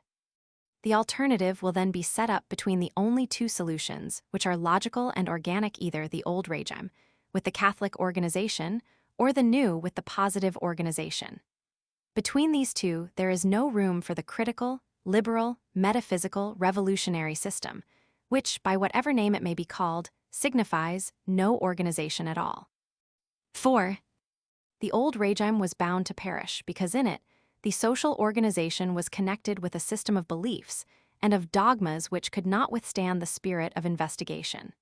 In order that the new regime may escape this cause of death, must it be able without suffering to bear the indefinite exercise of an absolute freedom of examination? No, replies Kant, there is no system capable of enduring under these conditions. But it suffices that in constituting itself, the new faith, which is the basis of social order, should have undergone the test of free examination as we see it practiced in the positive sciences. It suffices that, instead of a revealed faith, we should have a demonstrated faith which will then be immovable, and which will no more have to be called in question. Kant then admits the preliminary test, but he is opposed to free examination indefinitely renewed. This distinction allows us to reconcile some of his declarations which otherwise would appear contradictory. His language differs according as he speaks of the positive dogma in the process of formation, or of that dogma once it has been formed. When it is in process of formation, the dogma is subject to criticism, and if it is not victorious in resisting it, it does not become an object of belief. No matter how much we may deplore the ever-dissolving energy of the spirit of analysis and of examination, it remains beneficial nonetheless, by compelling, for the intellectual and moral reorganization, the production of a philosophy capable of sustaining the decisive test of a deep discussion, freely prolonged until the entire conviction of public reason has taken place. This is a condition from which nothing henceforth can exempt us. The spiritual reorganization, says Kant, will be the result of purely intellectual action. It supposes a voluntary and unanimous assent at the end of complete discussion, without the intervention of the spiritual powers to hasten the conclusion. But does it follow that freedom of examination should remain indefinitely without limits? Undoubtedly, it has been a good thing that men should see in this liberty an indefeasible right which they were all to enjoy. The dissolution of old beliefs in this way was easier and more rapid. The better this singular phase in our social development is analyzed, the more will the conviction gain ground that without the conquest and use of this unlimited freedom social reorganization could not have been prepared. But this singular phase was a transitory one. When it has been gone through, when common principles have again become universally accepted, after sufficient verification, the right of examination will again return within its normal and permanent limits, which consist in discussing the connection of consequences with fundamental and uniformly respected rules, but without again questioning these rules themselves. The question then reduces itself to knowing when the test may be legitimately considered as at an end. Will the individual approbation of all the members of society be required, and a kind of consecration by universal suffrage? As a matter of fact, such unanimity will perhaps never be realized. In justice, it is not necessary. When we demand it, we forget that politics science is a positive science, the highest and most complicated of all. No one possesses any authority in the sciences if he is not competent. The people has no thought of making its opinion prevail in them, and, in matters of science, all who are not in a condition to understand demonstrations are the people. The convergence of intellects presupposes the voluntary and intentional renunciation on the part of the greater number of their sovereign right of examination. In this way, the right is taken from no one. The use of it is simply entrusted by those who are incompetent to the competent ones. This entrusting, freely accepted by all, lasts as long as the conditions which made it necessary. No moral order could be compatible with the wandering liberty of minds at the present time, if it were to persist indefinitely. It is not possible that any man, whether he be competent or not, should every day call into discussion the very bases of society. Systematic tolerance cannot exist, and has never really existed, except on the subject of opinions which are regarded as indifferent or as doubtful. Such is the meaning of the celebrated passages on liberty of conscience with which Kant has so often been reproached.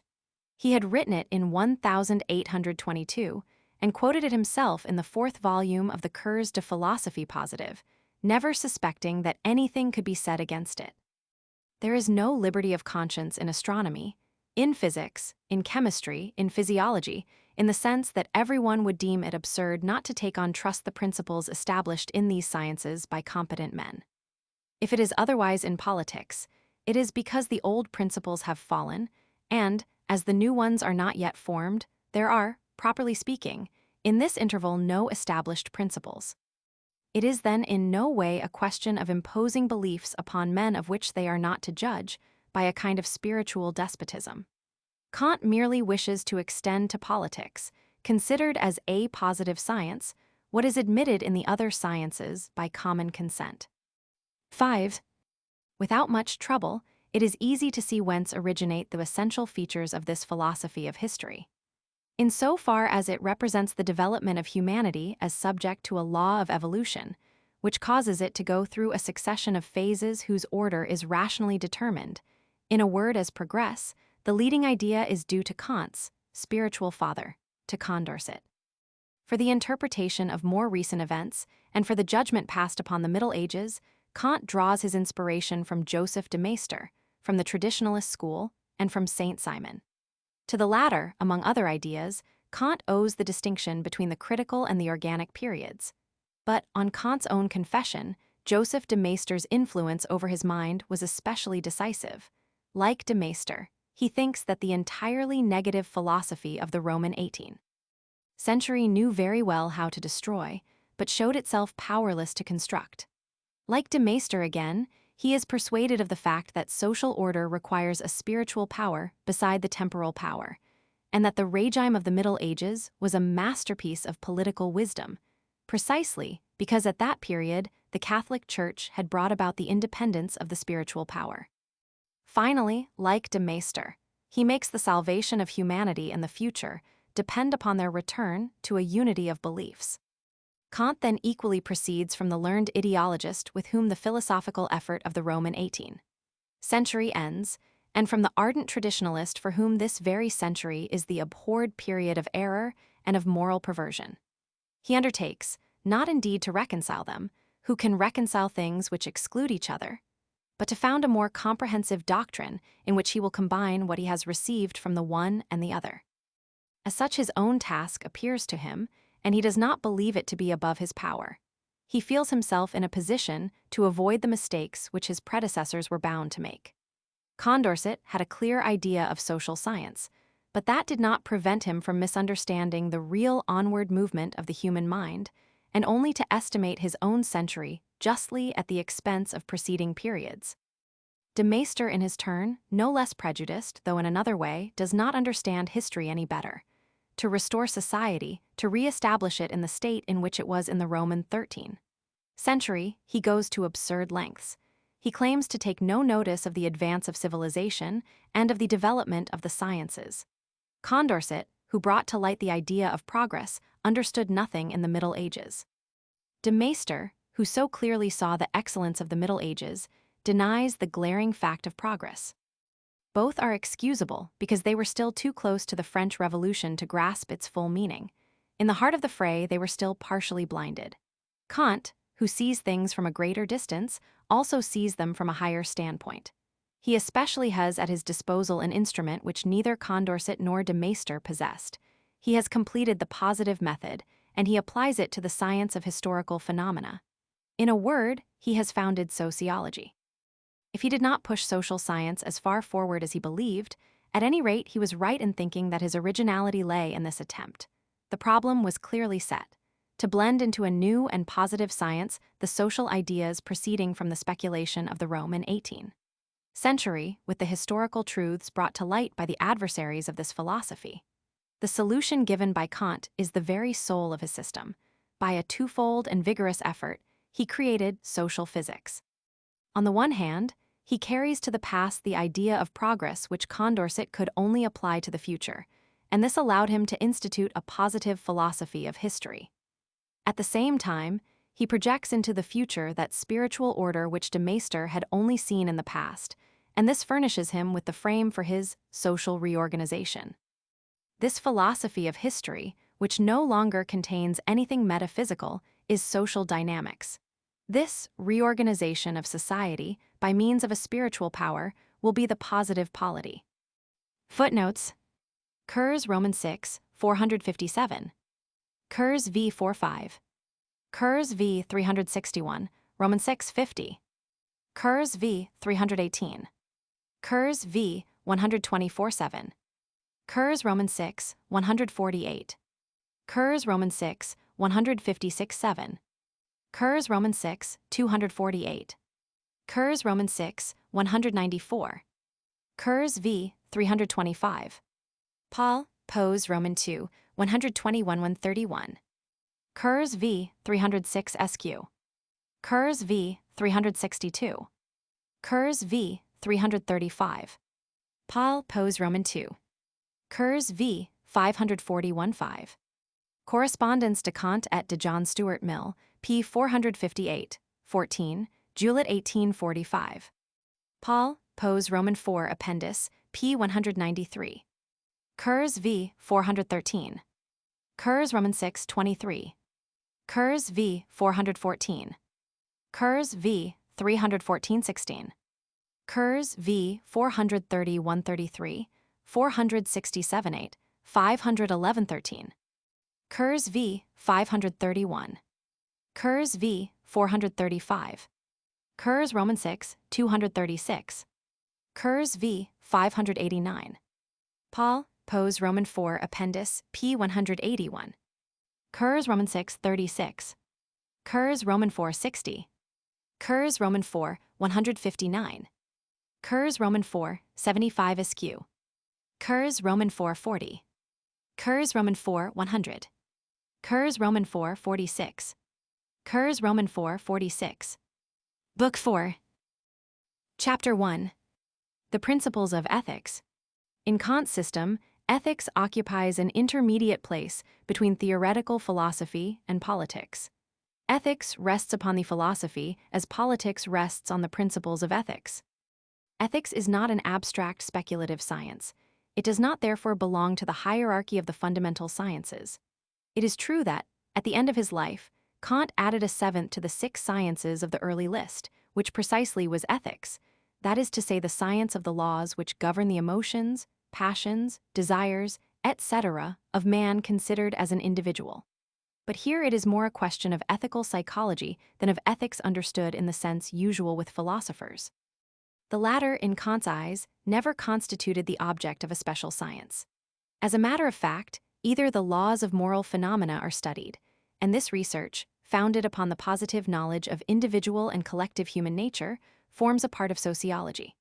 Or, starting from the knowledge of these laws, we ask ourselves what would be the best use for the power possessed by man of modifying phenomena.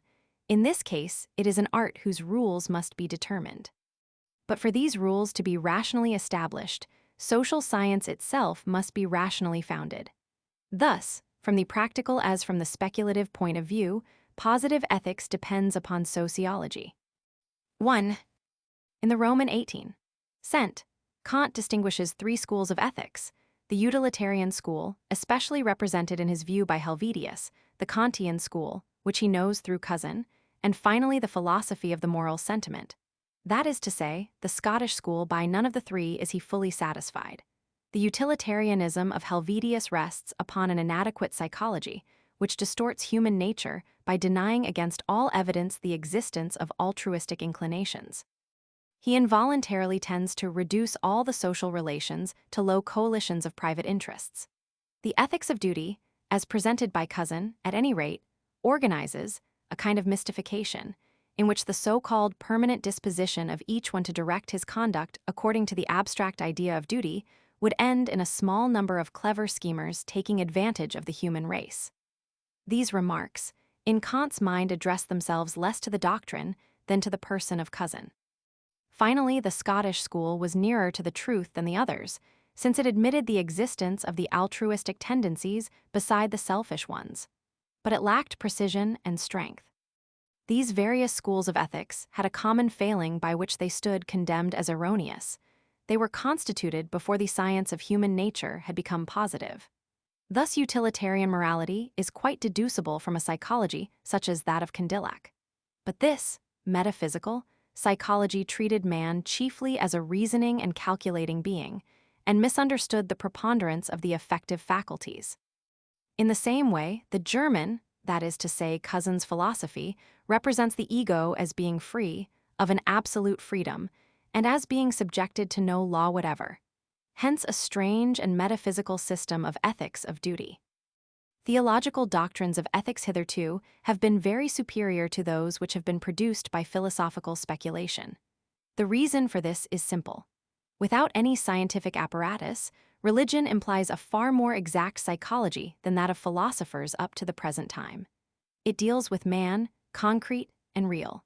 It was bound not to misunderstand the relative importance of his faculties and the respective power of his inclinations and his passions. The priest very often has a better knowledge of men than the metaphysician. Kant especially admires Christian morality, or more precisely, the teaching of this morality as it was given by the Catholic Church in the Middle Ages. All the different branches of this morality have received most important improvements from Catholicism. In saying, "Love thy neighbor as thyself," in making charity the supreme virtue, in fighting against selfishness as the source of all vices, Christian morality has taught what above all other things must be engraved upon men's hearts. Positive philosophy will use the same language. For anyone who has gone deeply into the study of humanity, universal love as Catholicism conceived it is still more important than the intellect itself in the economy of our individual or social existence, because to the gain of each one and of all, love makes use even of the least of our mental faculties, while selfishness disfigures or paralyses even the best dispositions. But the greatest merit of Catholicism has been that it considered ethics as the first of social necessities. Everything is subordinated to it. It is subordinated to nothing. It dominates the entire life of man so as ceaselessly to direct and control all his actions. In ancient society, morals depended upon politics. In Christian society, even politics borrows its principles from morals. That was the finest triumph of Catholic wisdom, which instituted a spiritual power independent of the temporal power. Unfortunately, this pure and lofty morality has linked its destinies with those of Catholicism. Now, Catholicism has been unable to keep pace with the progress of the intellect and of the positive method. At first, it gave proof of admirable liberality. Later, it became indifferent and then hostile to scientific progress. Finally, it showed itself to be retrograde when it had to struggle for its own existence. Catholic dogmas underwent a decomposition, the necessary stages of which have been already described as it was bound to happen. And as a matter of fact did happen, the morality itself came to be affected by the attacks which were loosening the foundations of dogma. The work of criticism, after having successively ruined all the foundations of the old intellectual system, was subsequently to attack those of ethics. So we see the family, marriage, heredity, assailed by senseless sex. To be sure, private morality depends upon other conditions than those of unanimous opinions immovably established. Natural feeling speaks in it. Nevertheless, it is not beyond the reach of corrosive discussion, when opinions of this kind are lacking, but public morality is all the more threatened. Here, without naming them, but clearly pointing them out, Kant attacks the schools of Saint Simon and Fourier. While dreaming about reorganization of society, they only developed the most dangerous anarchy. Saint Simonism endeavored to ruin the family which the revolutionary storm, with a few exceptions, had respected. Fourierism denies the most general and the commonest principle of individual morality, the subordination of the passion to reason. Must we then go back, as the retrograde school would have us do, and in order to save morality base it once again upon revealed religion? But the remedy, if it be not worse than the disease, is at least powerless to cure it. How could the religious dogmas be used as a support for morality when they cannot sustain themselves? What, in the future, can we expect from beliefs which have not withstood the progress of reason? Far from being able to furnish a solid basis for morality today, religious beliefs tend more and more to become doubly detrimental to it. On the one hand, they are opposed to the human mind placing it on a more solid foundation. And on the other hand, they are not active enough, even among those who believe in them, to exert a marked influence upon conduct. The clearest result of these dogmas is to inspire the greater number of men who are still imbued with them, with an instinctive and insurmountable hatred of those who have shaken them off. 2. Being founded upon positive science, Kant's ethics will reproduce its essential characteristics. In the first place, it will be real. That is to say, it will rest upon observation and not upon imagination. It will consider man as he is and not as he fancies himself to be.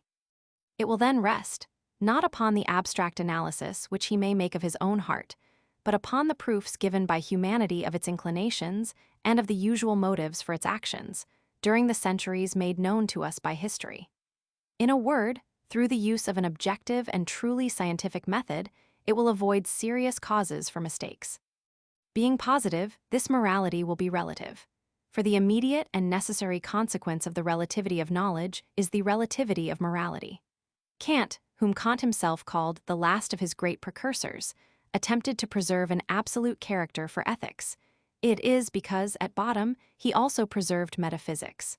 The moral law, says Kant, is universally valid for every free and reasonable being.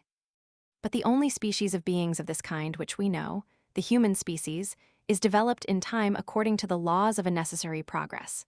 At every stage in this development, it was not possessed of an equal aptitude for understanding a moral law. The most we can say is that, with time, the aptitude becomes greater and greater. Then, the existence of our species depends upon a great number of natural conditions, astronomical, physical, biological, sociological. If these conditions were different, which is not an absurd hypothesis, our morality would be different also. It is then relative at once to our situation and to our organization. The idea of a relative morality is still a source of anxiety to many minds, who take it to be a preliminary step towards the negation of all morality. They think that, Either good is absolute or the distinction between good and evil vanishes. There is no middle course. However, history shows that there is a way out of such deadlocks. Was not a similar dilemma put on the subject of knowledge? Was it not even said, either truth is absolute or there is not truth at all? The dilemma was a false one. The human mind has become accustomed to relative truths, and an analogous solution will end by being also accepted for ethics. The acknowledgement of its relativity will not be any more fatal for it than it has been for science. As the distinction between the true and the false subsists, although good is no longer conceived as absolute and immutable, so the distinction between good and evil subsists, although good is no longer conceived as a supreme theological or metaphysical reality, but as a progress towards an end indefinitely approached but never reached. The evolution of morality corresponds to that of knowledge. Both go through successive phases, of which each one implies the preceding ones and preserves while modifying them. There are then goods as there are truths, provisional and temporary. Positive philosophy can thus give a reason for moral ideas, sometimes so poor and even so horrible, upon which humanity formerly lived. It does not judge the ethics of the past as compared with the ideals of today. It gives full justice to the theological and philosophical ethics which it replaces, and of which it proclaims itself the legitimate heir. Finally, it claims neither to be moral nor original in morality. Already positive science is a prolongation of public reason. In its nature, it does not differ from simple common sense, to which it owes its essential ideas. Only in science, these ideas assume a more systematic definition, and an abstract character which allows us to make the most thorough use of them. In the same way, systematic morality is a prolongation of spontaneous morality. It simply disengages the principles which, as a matter of fact, have directed the moral development of humanity. Does it follow from this that it only has, so to speak, an interest for curiosity, and that moral progress takes place of itself as rapidly and as completely as possible, even if philosophical reflection is not applied to it? But Kant has already replied to this form of inept sophism. What is true of the evolution of humanity in general is true of the moral evolution included in it. This evolution allows of crises, of diseases, of stoppages in development, etc. It is then not at all a matter of indifference that systematic morality should bring out strongly the end towards which man's efforts must tend, according to his nature, and to the whole of the conditions in which he is placed. By throwing light upon its advance, it helps progress as effectually as it is in man's power to help it. 3. In its positive form, the enunciation of the moral problem is as much as possible to make the sympathetic instincts predominate over the selfish impulses, sociability over personality. That human nature admits of sympathetic instincts, or, according to the name given them by Kant, altruistic instincts, is not a postulate but a fact. Positive psychology proves it. It is one of the solid portions of Gall's doctrine.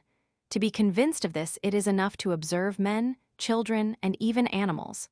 Without these instincts, moreover, society would not subsist. Metaphysicians who considered man as a being acting chiefly through reasoning may have imagined a society founded upon the expressed or tacit consent of the contracting parties. In reality, before all things men obey their inclinations. If they live in society, it is assuredly because their affective faculties lead them to it. Without inborn altruistic tendencies, there can be no society and no morality.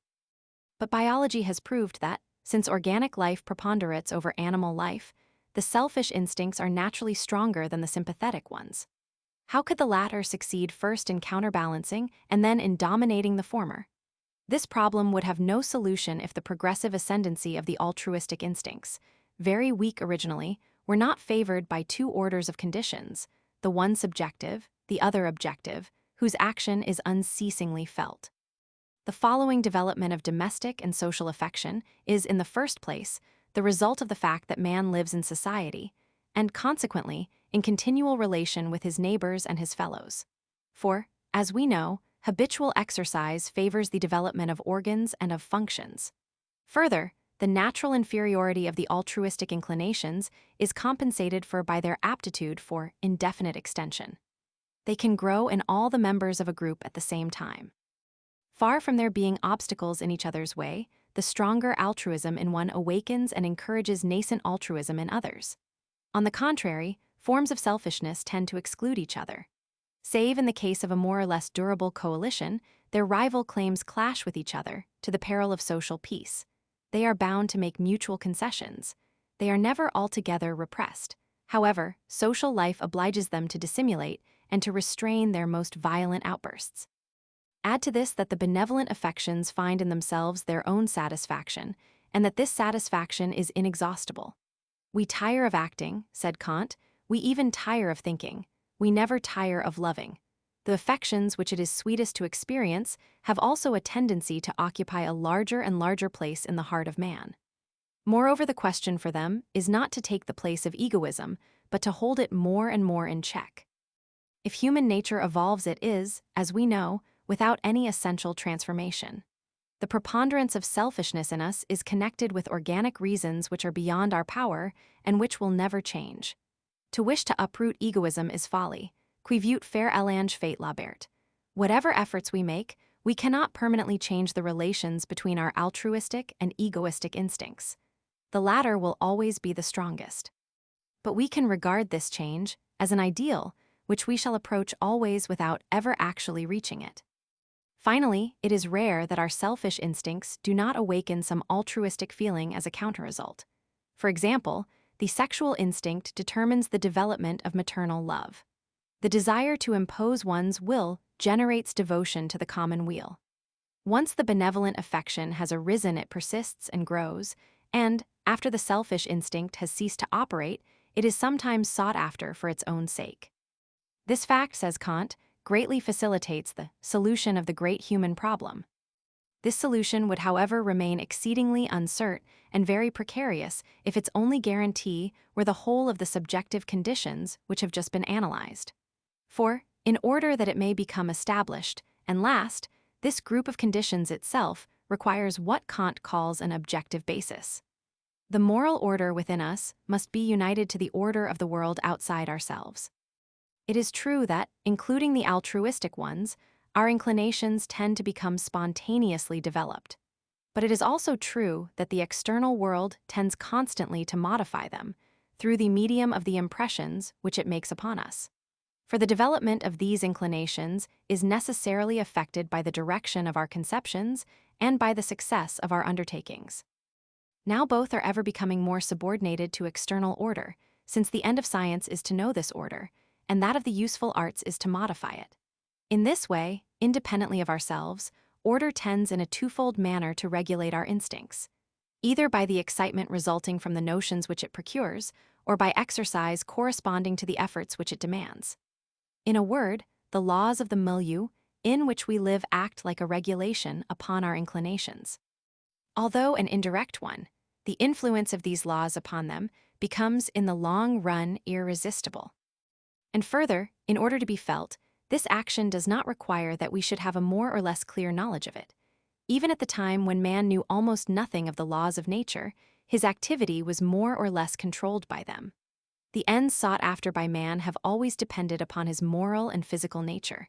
The reason of the failure or the success of his efforts have always been found in the natural laws. Gradually, positive knowledge was developed. Man became conscious of the order by which he is himself surrounded, of which he feels himself to be a portion, and in which his intellect collaborates in a measure difficult to determine, but yet certain. The external regulator which, whatever our will may be, imposes itself upon our activity, is thus revealed to our mind. The last degree to be reached is that it should finally be accepted by our feeling. This is precisely the result obtained by positive philosophy. For it makes us know our individual and social nature. It has shown us that humanity must not be explained by man, but man by humanity.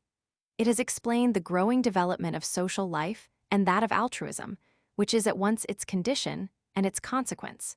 We now understand that our benevolent affections find themselves spontaneously in conformity with the natural laws which govern the development of society. Thus, it is the continual pressure of external order which makes our egotistic instincts capable of being trained. They would undoubtedly get the mastery if our sympathetic inclinations did not find without, in the laws of nature, a constant support which reason ends by understanding. Moral perfection would be harmony realized among all men by their mutual goodwill according to the principle, live for others, and at the same time, harmony realized in each individual soul by the subjection of egoism to the altruistic sentiments. But this harmony is not what is produced in the first place. On the contrary, war rages between the social groups, discord between the members of the same groups, the passions in each individual soul. Sometimes one, sometimes another of our tendencies influences us, according to circumstances whose details vary to infinity. No stable order of subordination is established among our tendencies. Human nature, considered by itself, does not contain any principle which could maintain such an order. Left to itself, the human soul would remain in the state called by Spinoza fluctuation. The moral problem would have no durable solution. Hence the necessity of a universal break, to make sure of the development of the altruistic tendencies. This break is no other than the inevitable and continual pressure of the order of the world upon our conduct, and in the long run, upon our motives. When the human mind wishes to direct its own phenomena, it instinctively seeks, in the general system of intelligible facts which constitutes the world, a group of well-combined data, in order to refer its own less stable phenomena to it. We have already seen an example of this kind in the formation of language. Man consolidates his thought by coordinating it with a combination of signs which themselves are movements, and, as such, are subject to the general laws of the universe. In ethics, we find something analogous. The main artifice in moral perfection, writes Kant, lies in diminishing the inconsistency, indecision, and divergency in our purposes by connecting our moral and practical intellectual habits with external motives. The mutual links between our various tendencies are incapable of securing their stability until they have found an immovable fulcrum outside themselves. To endure, the harmony of the soul must be realized by itself as founded on reason, that is to say, upon the order of the world. 4. What place must we assign to this positive ethics in the usual classification of ethical doctrines?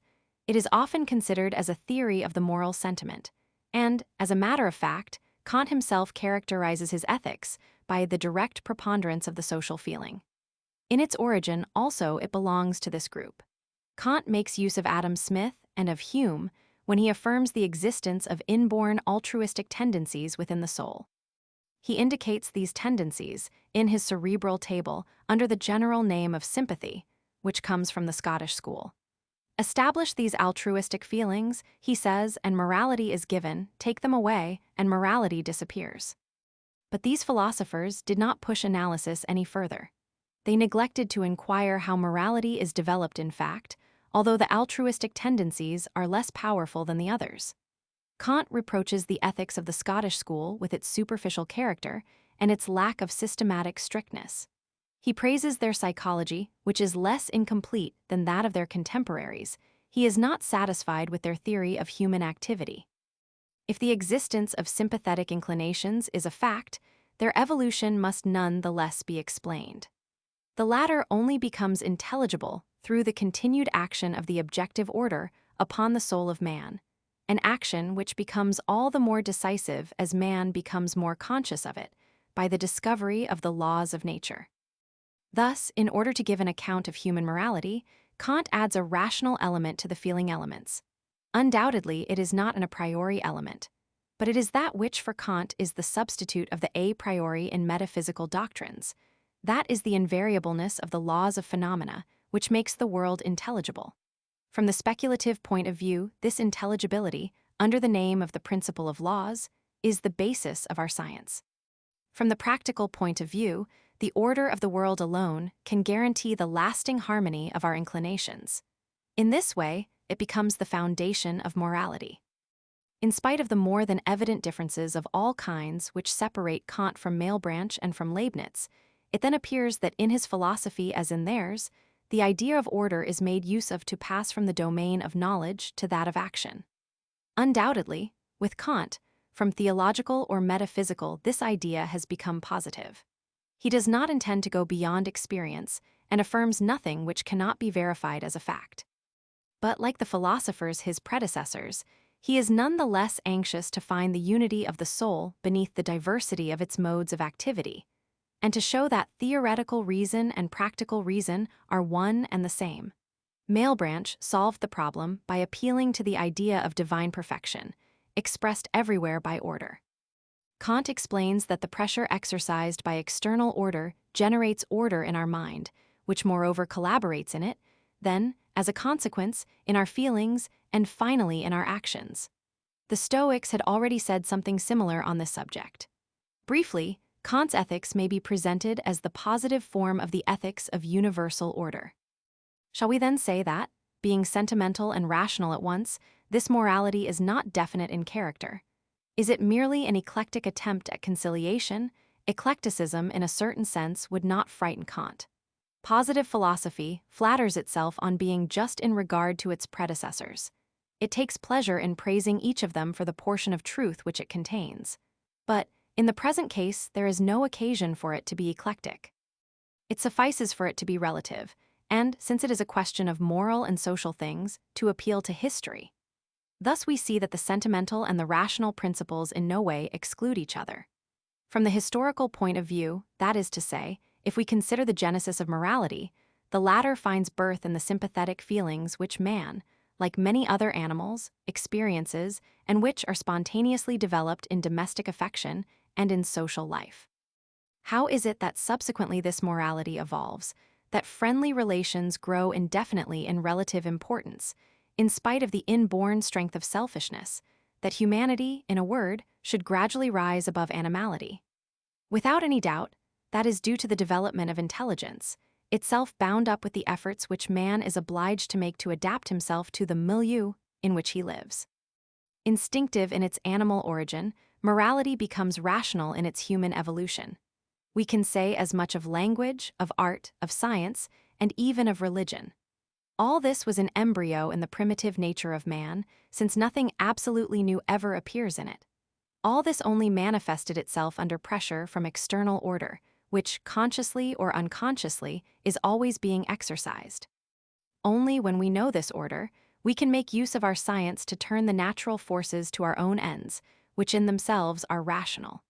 It is in this way that systematic morality is substituted to spontaneous morality. If we were more intelligent, says Comte, it would be equivalent to our being more moral. Understanding better the intimate connection which in 1,000 ways, at every moment, binds each one of us to the whole of our fellows, we should more surely observe the precept. Live for others. And, if we were more moral, it would be equivalent to our being more intelligent. We would then act precisely as a more open and a deeper intelligence than our own would lead us to act. Now, we cannot become more moral by an immediate modification of our inclinations. Positive psychology has established that we exercise no direct action upon the affective part of our nature. But we can endeavor to become more intelligent. Every successful effort that we make to understand the order of nature affords us the means of making fresh attempts. In this indirect manner, morality can grow. Finally, it grows still more surely, when the intellect has understood that it does not contain its end within itself, that it must be subordinated to the heart, and that the only happiness compatible with the nature of man is found in devotion and in love.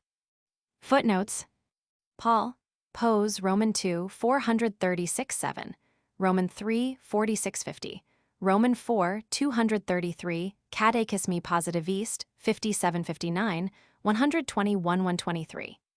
Kurz v. 345-6. Kurz Roman 4, 103-8 see Book 3, Chapter 5. Kurz Roman 4, 104.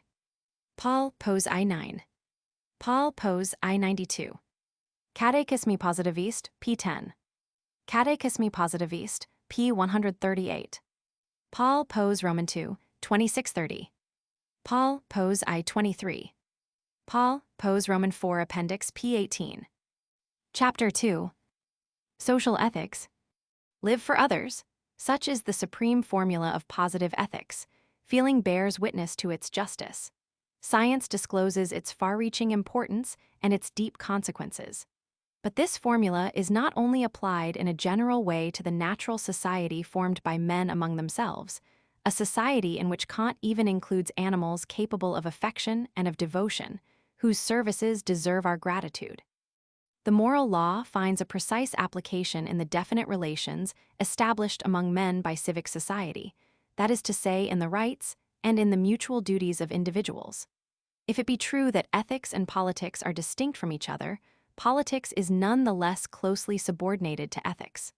The spiritual power does not govern, however it directs those who govern as well as those who are governed. It is this power which gives to all the sum of common beliefs and feelings which enable society to live.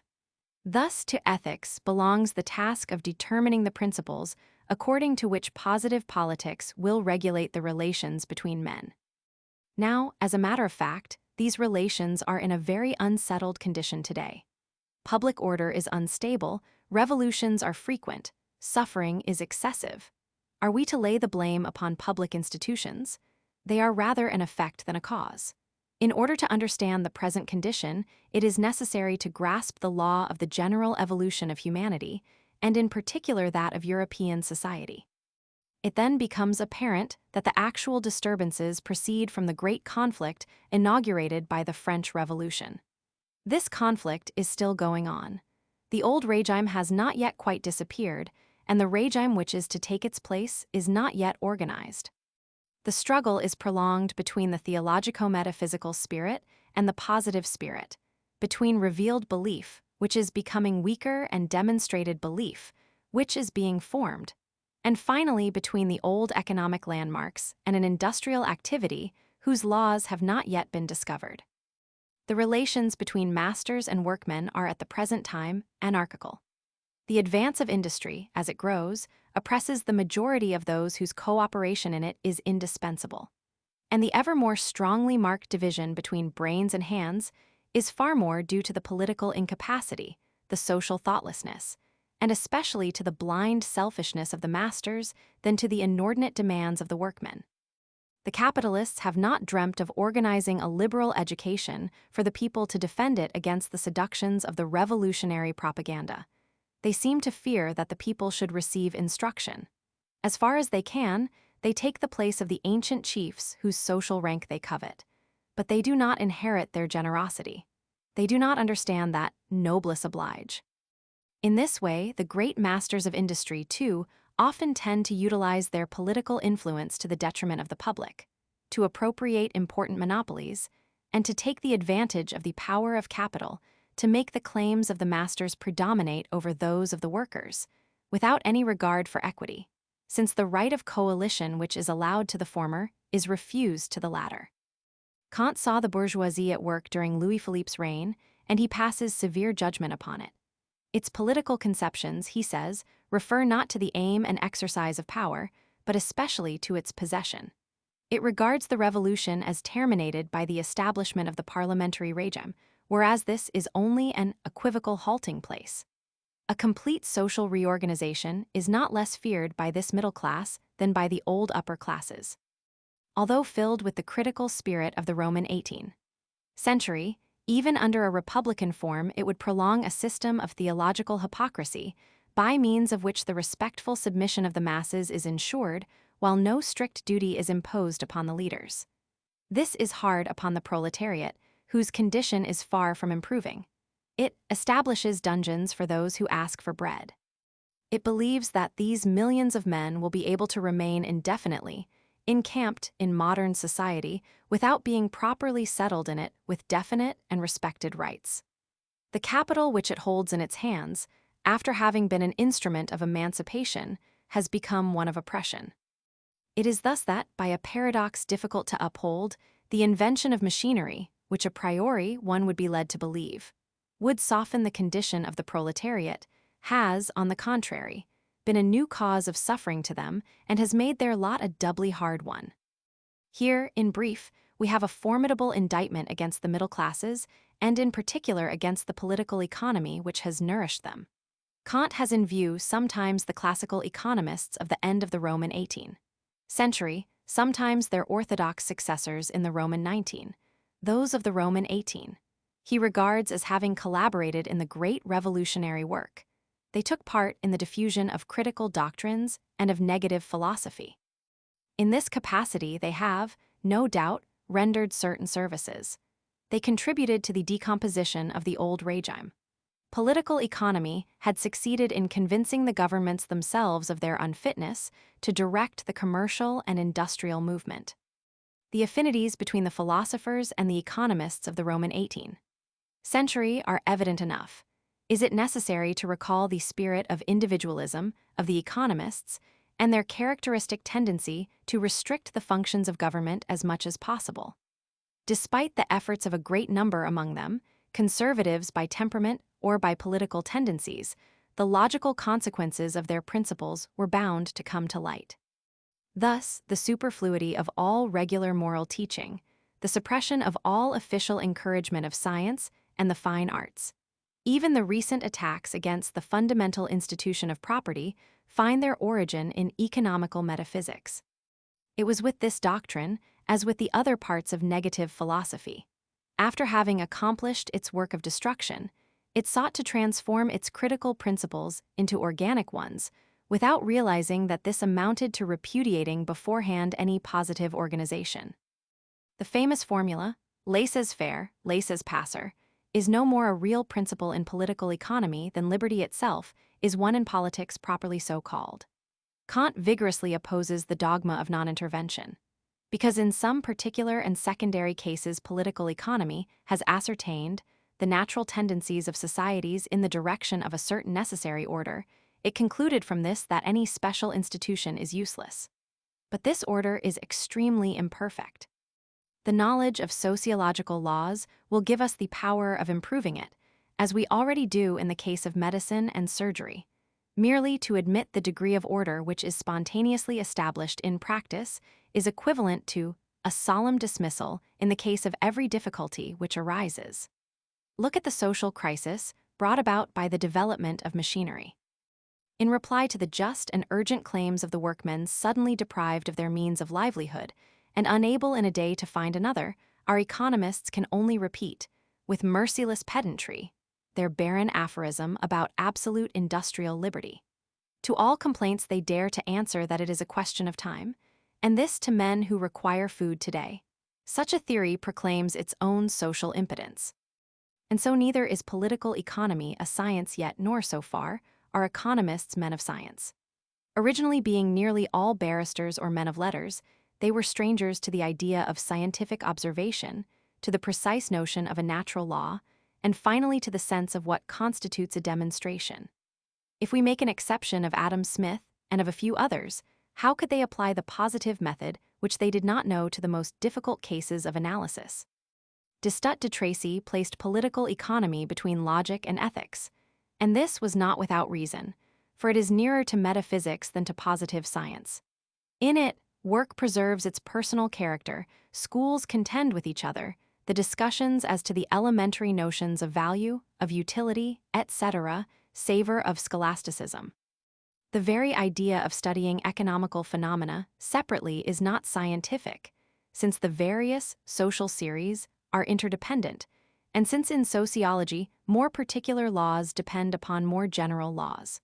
There is no scientific study of economical facts unless we first look at them from the sociological point of view. We can no more isolate the laws which regulate the material existence of societies than we can describe man as an essentially calculating being, only actuated by the motive of personal interest. The same objections naturally hold good against the adversaries of the economists, since, in general, socialists and communists have confined themselves to an analogous conception of their science. However, while criticizing them, Kant recognizes the fact that they have established some truths.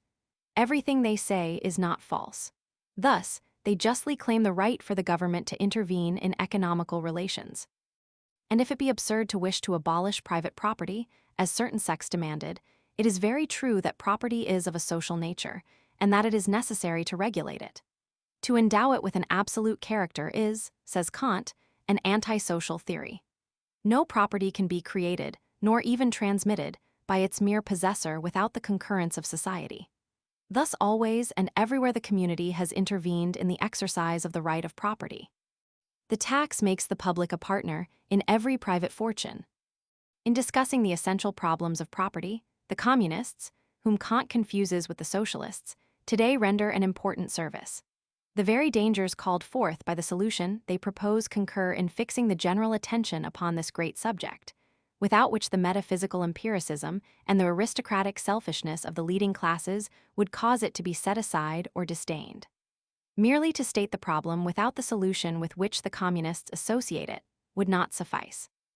Our weak intellect does not fasten upon a question for long, unless a reply to it, be it true or false, which we must accept or reject, is forthcoming at the same time.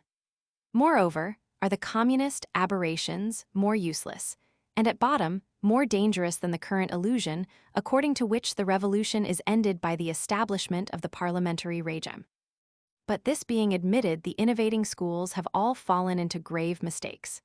In general, being devoid of the historic sense, and on the other hand, ignoring the principles of social statics, they do not see that man's action upon social phenomena is only usefully exercised within certain limits.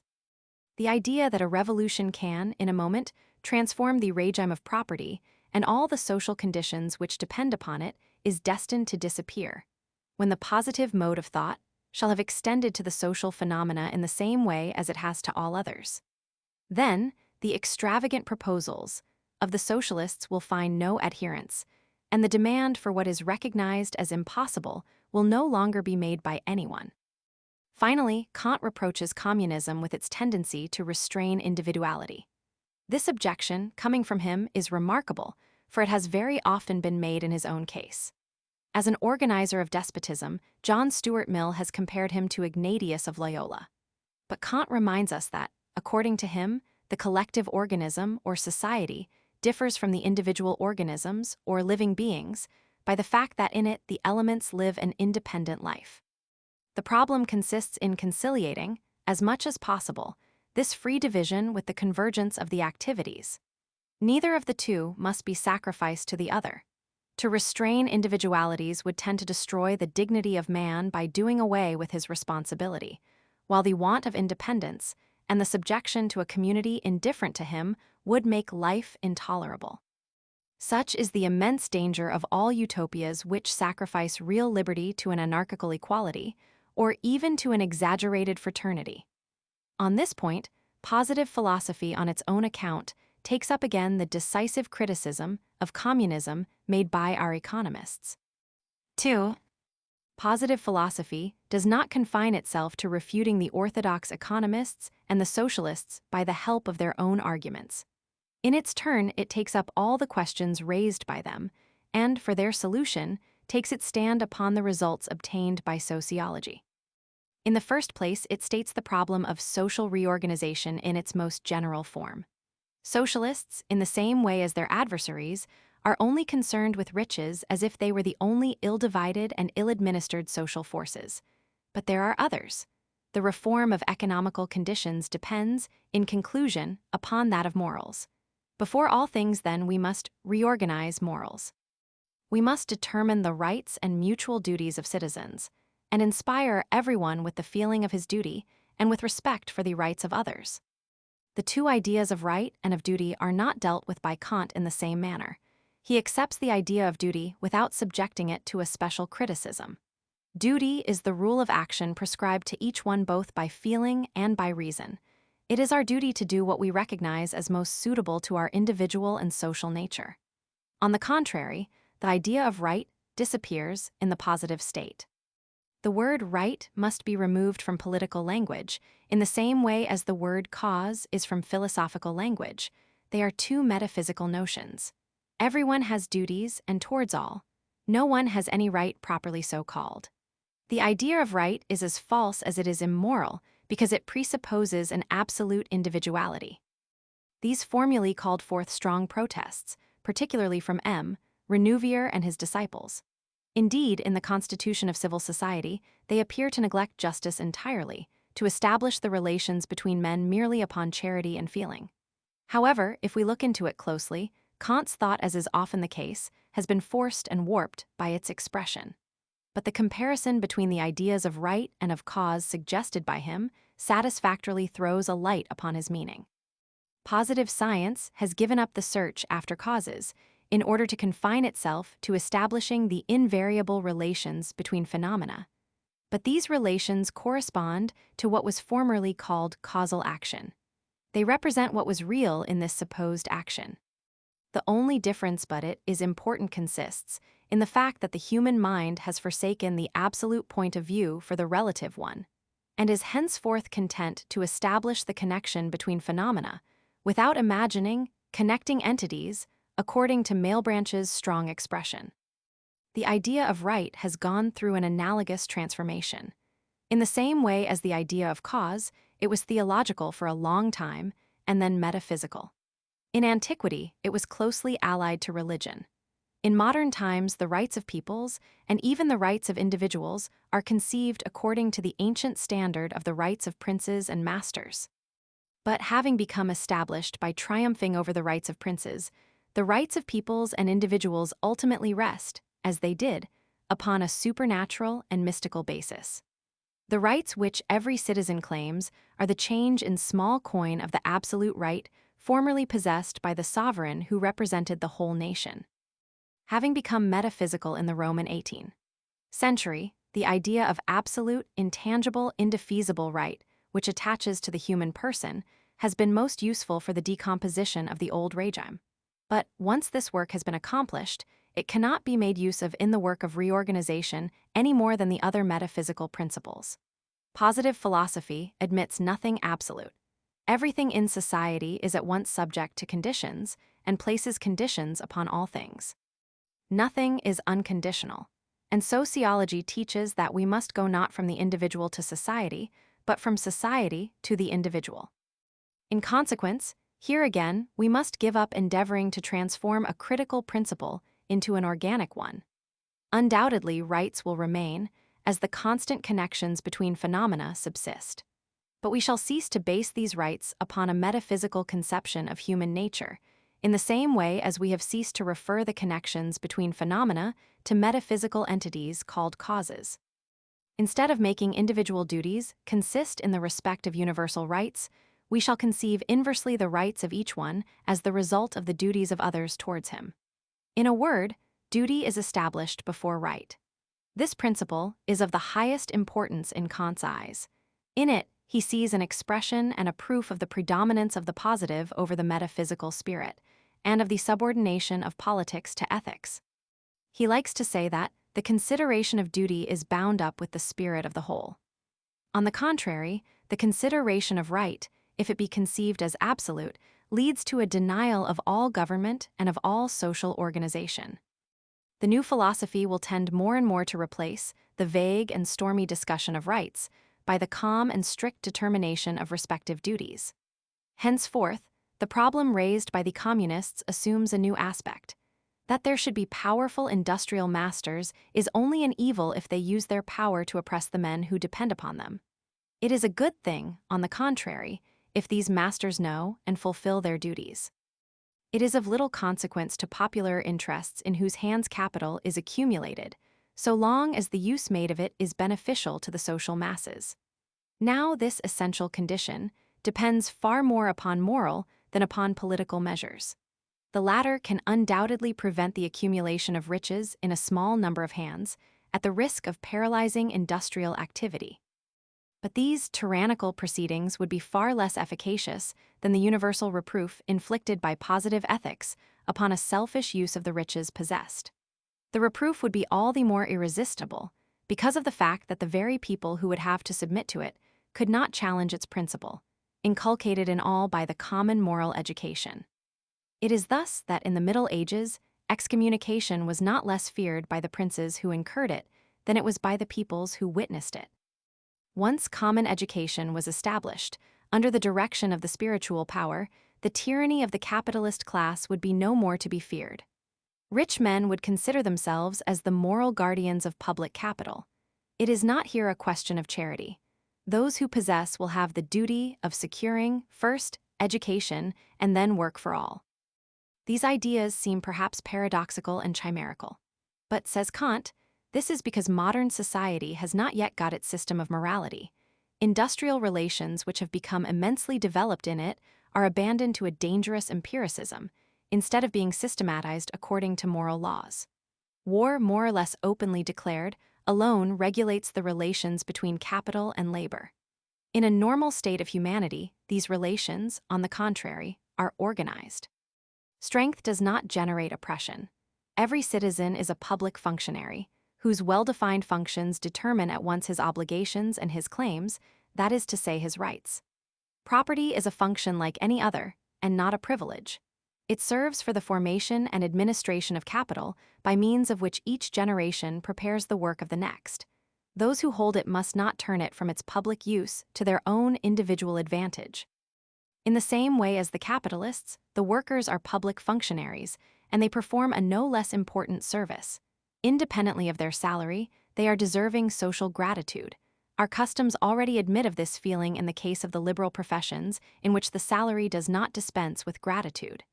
This feeling will have to be extended to all work which contributes to the common weal. The service of humanity, says Comte, is a gratuitous one. The salary, whatever it may be, only pays for the material part in every office. It serves to repair the consumption demanded by the organ and the function. As to the essence of service itself, it allows of no other reward than the very satisfaction of performing it and the gratitude which it arouses. Consequently, in a truly organized society, note this expression which M. de Bonald often uses: the vulgar distinction between public and private functionaries is destined to disappear. As in an army, even the private soldier has his own dignity, which comes from the close solidarity of the military organization, and from this fact that all share the same honor in it. So, when positive education has made evident to all the part played by each one in the social work, professions which are humblest today will become ennobled.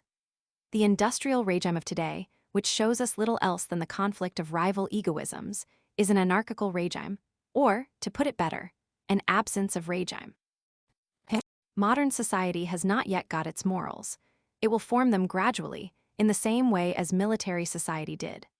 Military life, more than any other, is ruled by the predominating selfish inclinations.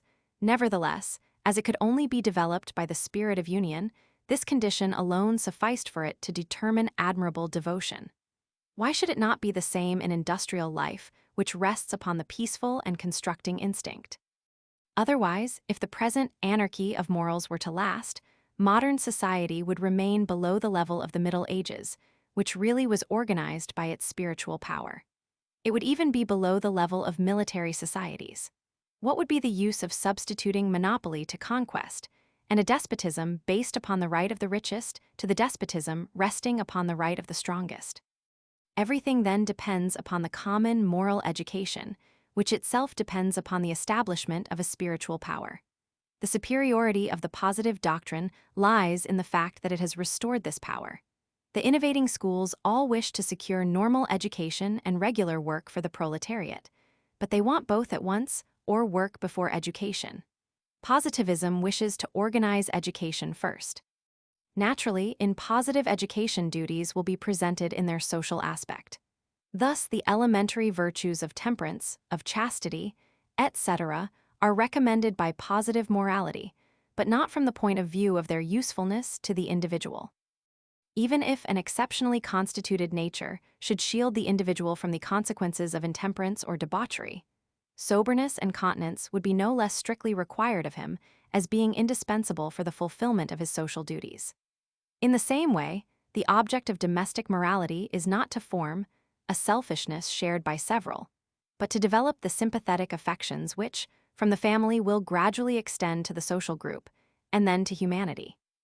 The principle is to get man into the habit of subjecting himself to humanity, even in his smallest actions and in all his thoughts.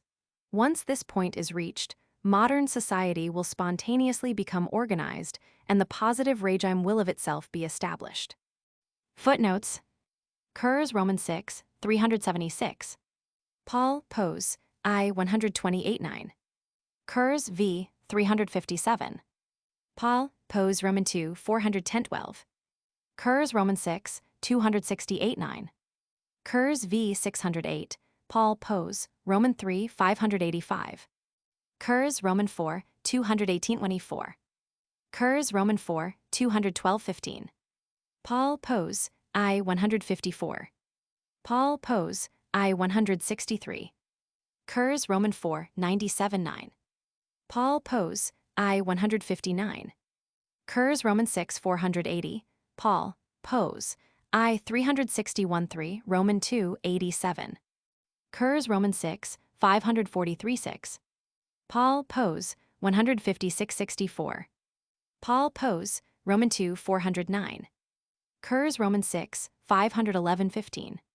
Paul Pose, Roman 2, 16. Paul Pose, Roman 4 Appendis P 211. Paul Pose, I 169. Paul Pose, I 97-8. Chapter 3. The idea of humanity. In this world there is nothing absolute, everything is relative. Kant wrote this to his friend Valette as early as 1818. But as a matter of fact, there exists a supreme reality to which all others are subordinated, the idea of which is the principle of a rational conception of the world. Kant calls this reality humanity. Instead of being the ultimate end of all thought and all action in itself, it is the ultimate end for us. But this difference simply signifies that the new philosophy leaves the metaphysical for the positive point of view. With these limitations, the idea of humanity corresponds to the old idea of the absolute. It takes its place and fulfills its religious part. It is truly, if one dares to say so, a relative absolute. In Kant's doctrine, the idea of humanity is presented under several successive aspects, or, to put it better, the development of his system has brought to light, in turns, the various attributes of this great being. In his first career, Kant prefers to consider humanity as an object of science. In his second career, it rather appears to him as an object of adoration and of love. Here we can follow the progress of the mystical and religious feeling, which, especially from 1846, filled his thoughts and modified his language, his philosophical doctrine, nevertheless, remaining essentially the same. 1. We must not, says Kant, define humanity by man, but on the contrary man by humanity. In general, this formula is understood in a moral and social sense. It is understood as a condemnation of individualism, and one of the directing principles of the positivist regime. This interpretation is not a false one, and consequences of this kind can indeed be drawn from Kant's formula. But they are only consequences. The immediate object of the formula is not to subordinate the individual to the multitude. In the first place, it expresses a fact. If we consider a man by himself, positive science only allows us to define him as an animal, in whom, as in all others, the end of animal life is to ensure organic life. Do we wish to define him by what is essentially human in him, that is to say, by intellect and sociability? One must then pass from the consideration of the individual to that of the species. From the strictly biological point of view, M. Bonald's saying must be reversed.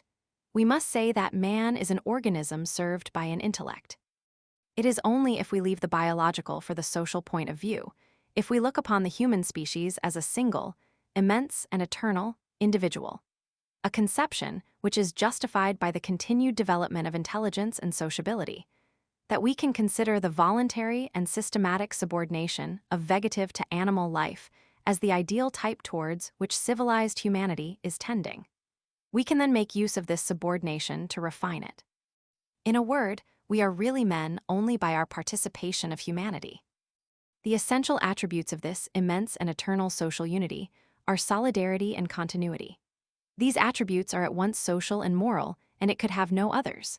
The attributes of the theological and metaphysical absolute had reference to the categories of substance, of cause, of time, of space, etc. It was one, simple, infinite, etc., all often incomprehensible and contradictory expressions of this idea that the supreme principle is absolute. On the contrary, positive philosophy admits that in the scale of beings, dependence grows with dignity. Humanity, which is the most complex and the noblest of all beings known to us, is therefore also the most dependent. Its existence will necessarily end with that of the planet which it inhabits. Its unity is one of collection. It is imperfect and subject to crises of all kinds. Such as it is, however, science and morality show us in it the highest term which our mind can reach, the loftiest ideal which our heart can love, and finally the object most worthy of our devotion. Human solidarity has been studied by statical sociology. We have seen with what admiration the social consensus inspired Kant, a consensus, according to him, even closer and more intimate than the vital consensus. Positive education will develop the feeling of solidarity and make it the principle of moral instruction. Every individual in all his ways of thinking and acting will be imbued with two convictions which imply one another. In the first place, he will know that he is only really a man by his participation in humanity, since his intelligence and his morality are essentially social things. He will also know that the life of humanity is in part made up of what he brings to it, and that each of his actions, independently of his will, has a social interest and a social counterpart. Once we are thoroughly persuaded that we live in humanity and by humanity, we shall also become convinced that we must live for humanity. Malebranche said that God is the locus of intellects. Kant would readily say that humanity is the locus of good wills. As in sociology, dynamics is more important than statics, so among the attributes of humanity, continuity is placed above solidarity. Not only are the individuals and the peoples of the same epoch bound by a common solidarity, but the successive generations cooperate in the same work. Each one has its determined participation in it, and their combination in time produces a still nobler and more perfect conception of human unity. This is the conception which Kant admired so much in Condorcet, which he borrowed from him, and which he developed in the positive idea of progress. Humanity so understood will inspire us with the strongest feelings of gratitude. Do we not owe to her all that is good, precious, and human in us? Man will see cooperators in the men of all time. Each of us has to reflect only upon his physical, intellectual, and moral being to realize what he owes to the whole of his predecessors. The man who would think himself independent of others could not even formulate this error, which in Kant's eyes becomes blasphemy, without contradicting himself. For is not language itself a collective and social work? History will become the sacred science of humanity. To put it more simply, it will be the ever clearer consciousness which humanity will have of itself, through the study of its intellectual and moral activity in the past. Gradually, with the progress of the historical spirit, the idea of an evolution subject to laws, the idea of order conceived as capable of development, will become substituted to the prejudice which attributes to man boundless power of action upon social facts. It will become apparent that the part played by each generation in the common work of humanity is necessarily a very small one, as compared with what is transmitted to it by previous generations. To refuse this inheritance would be to refuse to be what we are. It would be an absurd and immoral pretension, and, moreover, entirely fruitless. It is impossible for man to disown humanity without ceasing to exist. He necessarily represents, while he lives, a long past of intellectual and moral efforts. And this is the most essential attribute of human life, although we meet with more or less developed solidarity also among other animal species. But continuity belongs to humanity alone. In a word, according to Kant's fine formula, humanity is made up more of the dead than of the living. However, neither the yoke which presses upon the living with all the weight of history and of prehistoric times, nor the consensus which makes of humanity a great collective organism, take from man his liberty of action. The consequence of human solidarity and continuity is not a kind of fatalism. Individuals remain responsible. We must regard them neither as the wheels in a machine, nor as the cells in an organism, nor as the members of an animal colony. Humanity is not a polyp. This comparison, says Kant, shows a very imperfect philosophical appreciation of our social solidarity, and a great biological ignorance of the kind of existence peculiar to polypi. It likens a voluntary and deliberate association to an involuntary and indissoluble participation. Humanity, as a collective organism, stands out, on the contrary, as distinct by its own characteristics from animal colonies. In these colonies, the individuals are physically bound together and physiologically independent. In humanity, the individuals are independent physically, and are only bound together in space and in time by their highest functions. Thus, this immense organism is especially distinguished from other beings in that it is made up of separable elements, of which each one can feel its own cooperation, can will it, or even withhold it, so long as it remains a direct one. The individual undoubtedly cannot unhumanize himself, that is too evident, but he retains a partial independence. As he can collaborate in the collective work by free consent, he is also free to impede it in the measure of his strength. Briefly, although the evolution of the great being is subject to laws, every individuality, far from being annulled, plays its part and can have its merit in it. The very knowledge of sociological laws is a rule for human activity and not a tyranny. 2. In the latter part of his life, Kant drew out precisely the features of what he henceforth called the new great being. Although we were not here to undertake to write an account of positive religion, we must nevertheless, in a few words, indicate the form which this supreme idea ended by assuming in Kant's mind. Firstly, humanity is not conceived simply as the sum of all the individuals or human groups present, past, and future. For all men are necessarily born children of humanity, but all do not become her servants. Many remain in the condition of parasites. All those who are not or were not sufficiently assimilable, all those who were only a burden to our species, do not form a part of the great being. A selection takes place among men. Some finally enter into humanity, never to leave it. Others leave it never to return. The selection takes place according to the life they have preferred. Those who have lived in the purely biological sense of the word, that is to say, those in whom the higher faculties have been made to serve the organic function, those whom with brutal energy Kant calls producteurs de famille, will only have been part of humanity in a transitory manner. Death for them, as for their anatomical system, will be an end without further appeal. Those in whom the sublime inversion has been accomplished, or at least those who have made an effort to subordinate the organic to the higher functions, those finally who have worked for a preeminently human end, to make the intellect predominate over the inclinations, and altruism over egoism, those having lived for humanity will always live in her.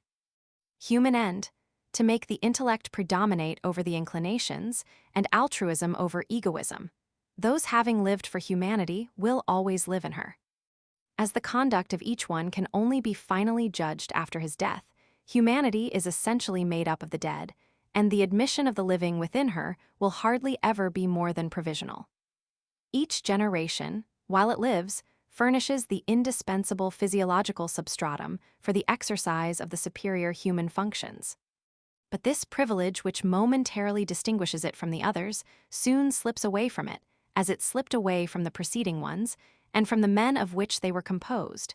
They alone who are worthy of it are incorporated into humanity. Moreover, they are only incorporated in it by their noblest elements. Death causes them to pass through a purification. This theory allows Kant to attain at the same time two results, which he considers equally desirable. In the first place, the religious idea of humanity remains in perfect accordance with the idea given of it by biology and sociology. Humanity, conceived as the great being, is a kind of hypostasis of the functions by which man tends to become distinguished from the animal. It is the progressive realization through time of the intellectual and moral potentialities contained in human nature. It is also its ideal impersonation. In this last sense, it becomes an object of love and adoration. Thus, the positivist religion naturally leads to a commemoration of great men, the benefactors of humanity. Here we have one of the ideas which were defined very early in Kant's mind. On the other hand, the desire for immortality is very strong in the heart of man. On principle, Kant recognized at any rate a provisional value in all that arises spontaneously from human nature. In science, he saw a prolongation of public reason; in systematic morality, a development of spontaneous morality. He was thus led to take into account the almost irresistible tendency which impels man to desire to triumph over death. This tendency, up to the present time, has satisfied itself by means of illusions. But beliefs of this kind have become incompatible with the progress of our mental evolution. Moreover, the social efficacy of hopes and fears concerning the future life has been much exaggerated. As a matter of fact, says Kant, and the science of religions bears him out on this point, the tendency to desire, and consequently to accept the idea of an ultimate survival, existed for a long time before it was made use of to support religious beliefs or to preserve public order. Here again, positive philosophy does not deny, does not destroy, it transforms. To the chimerical and vulgar notion of objective immortality, it substitutes the notion, which is alone acceptable, of subjective immortality. The same doctrine which takes from us the consolations so dear to past generations gives us an adequate compensation by allowing each one to hope that he may be united to the great being. To continue to live in others is a very real mode of existence. It is the only one which we can hope for after death, but it is also the only one which we ought to desire, if it be true that what most constitutes ourselves in us does not consist in the individual in the biological sense of the word, but truly in intelligence and good will, that is to say, in the social and human element. He who has only lived for himself, who has selfishly sought for life, has lost it, for death takes him away altogether. He who has lived for others, he who has not sought life for himself, has found it, for he survives in others. In the religions of the past, salvation was found in union with God. In the positive religion, salvation is found in union with humanity. Once incorporated in the great being, the individual becomes inseparable from it. Being from that time withdrawn from the influence of all the physical laws, he only remains subjected to the higher laws which regulate directly the evolution of humanity. Being even withdrawn from the influence of the laws of time and space, he can live again at the same time in several organisms. Do we not see that the thought of a poet, of an artist, of a man of science revives in a great number of living men at the same time on the most distant points of the globe? Subjective immortality, renewed by an uninterrupted sequence of successive resurrections, will last as long as humanity itself. To live with the dead, says Kant, constitutes one of our most precious privileges. But, in the same way, the dead live with us. They live in us, and those who have been most truly men, those who have made humanity by the effort of their intellect and their will, they are within us the best and most lasting part of ourselves. For, when our generation disappears, it is this part of us which will survive. We shall also survive in the measure in which we have contributed to the increase of this inheritance, in the measure in which we shall have deserved well of our contemporaries and our successors. The present life is a trial. The subjective life, that is to say, incorporation into humanity, is at once a liberation and a reward for those who have passed victoriously through this trial. We see to what extent the old moral and religious ideal subsists in the positive conception. We are little surprised at this, when we know that, towards the end of his life, Kant made the Imitation his daily reading. It is then towards the idea of humanity as their center that the scientific, social, and religious ideas of Auguste Comte converge. If this convergence be perfect, his work is accomplished. Henceforth mental and moral anarchy is cured, political and religious anarchy is about to disappear. Unity will be everywhere re-established. This is already done in the understanding, since henceforth all our conceptions are homogeneous, that is to say positive, since the same method is made use of in all our researches, since finally the whole sum of the sciences is regulated from the social point of view. Unity is also accomplished in the whole soul, since the intellect, henceforth conscious of its laws and of its essential functions, subjects itself to the heart, to be directed by love. Finally, unity will be brought about in society, since a new spiritual power, possessed of universally admitted principles, will give to all men and women a common education, will teach them all the same morality, and will rally them all within a same religion of love and goodness. The harmony which is realized in the individual soul is the symbol, and, as it were, the guarantee of the harmony which will be established in the social body. Undoubtedly, obstacles remain to be overcome. The positive spirit must still struggle to become altogether universal. The old mental regime will not disappear without struggles which, Kant foresees, will be both formidable and bloody. But these crises, however acute they may be, cannot prevent the human evolution from taking place in accordance with its law. Footnotes: Letters of Valet, p. 54, 15 May 1818. Kurs Roman 3, 232 SQ. Kurs Roman 4, 810-11, Paul, Pose, I. 363-5. Kurs Roman 4, 365.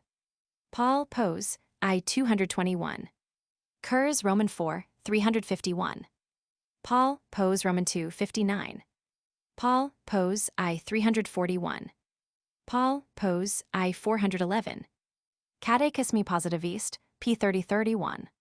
Paul, Pose, I. 411. Discours sur l'esprit positif, 75-6. Paul, Pose, I 346-7. Paul, Pose, Roman 2 60-62. Paul, Pose, 262. Paul, Pose, Roman 4 36. Conclusion. At the end of the Cours de Philosophy, positive Kant has himself summed up the results which he believed himself to have established. In the first place, it is, from the intellectual point of view, which at first takes precedence of all others, although, in the positive state, the mind must be subject to the heart, a perfect mental coherence which, as yet, has never been able to exist in a like degree. Not even in the primitive period when man explained the phenomena of nature by the action of wills. For already, in this period, although imperceptibly, the positive spirit was making itself felt, while in the positive period, nothing will subsist of the theological and metaphysical mode of thought.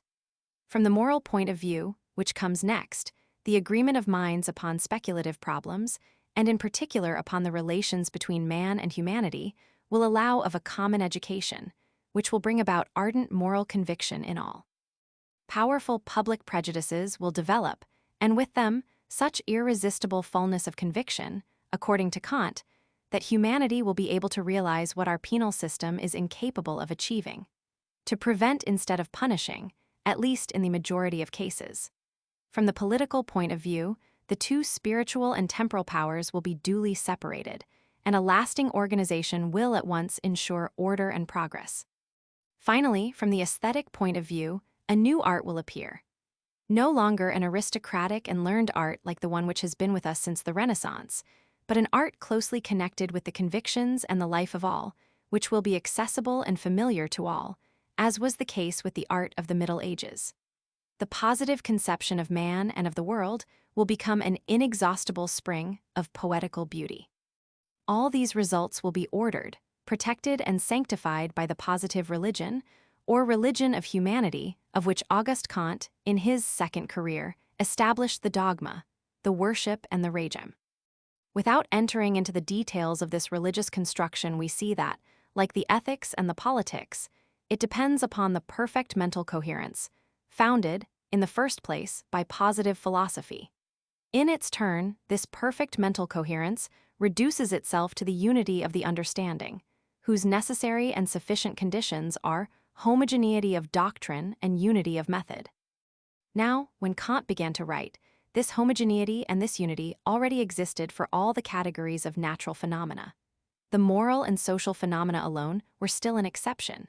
In conclusion, everything was reduced to this question: can moral and social facts be studied in the same way as the other natural phenomena?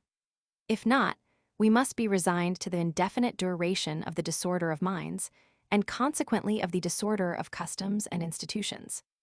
But if the contrary is true, then the human understanding reaches the unity to which it aspires. Is sociology impossible? Then we have no politics and no religion. Is sociology founded? Then all the rest is based upon it. Thus, the creation of social science is the decisive moment in Kant's philosophy.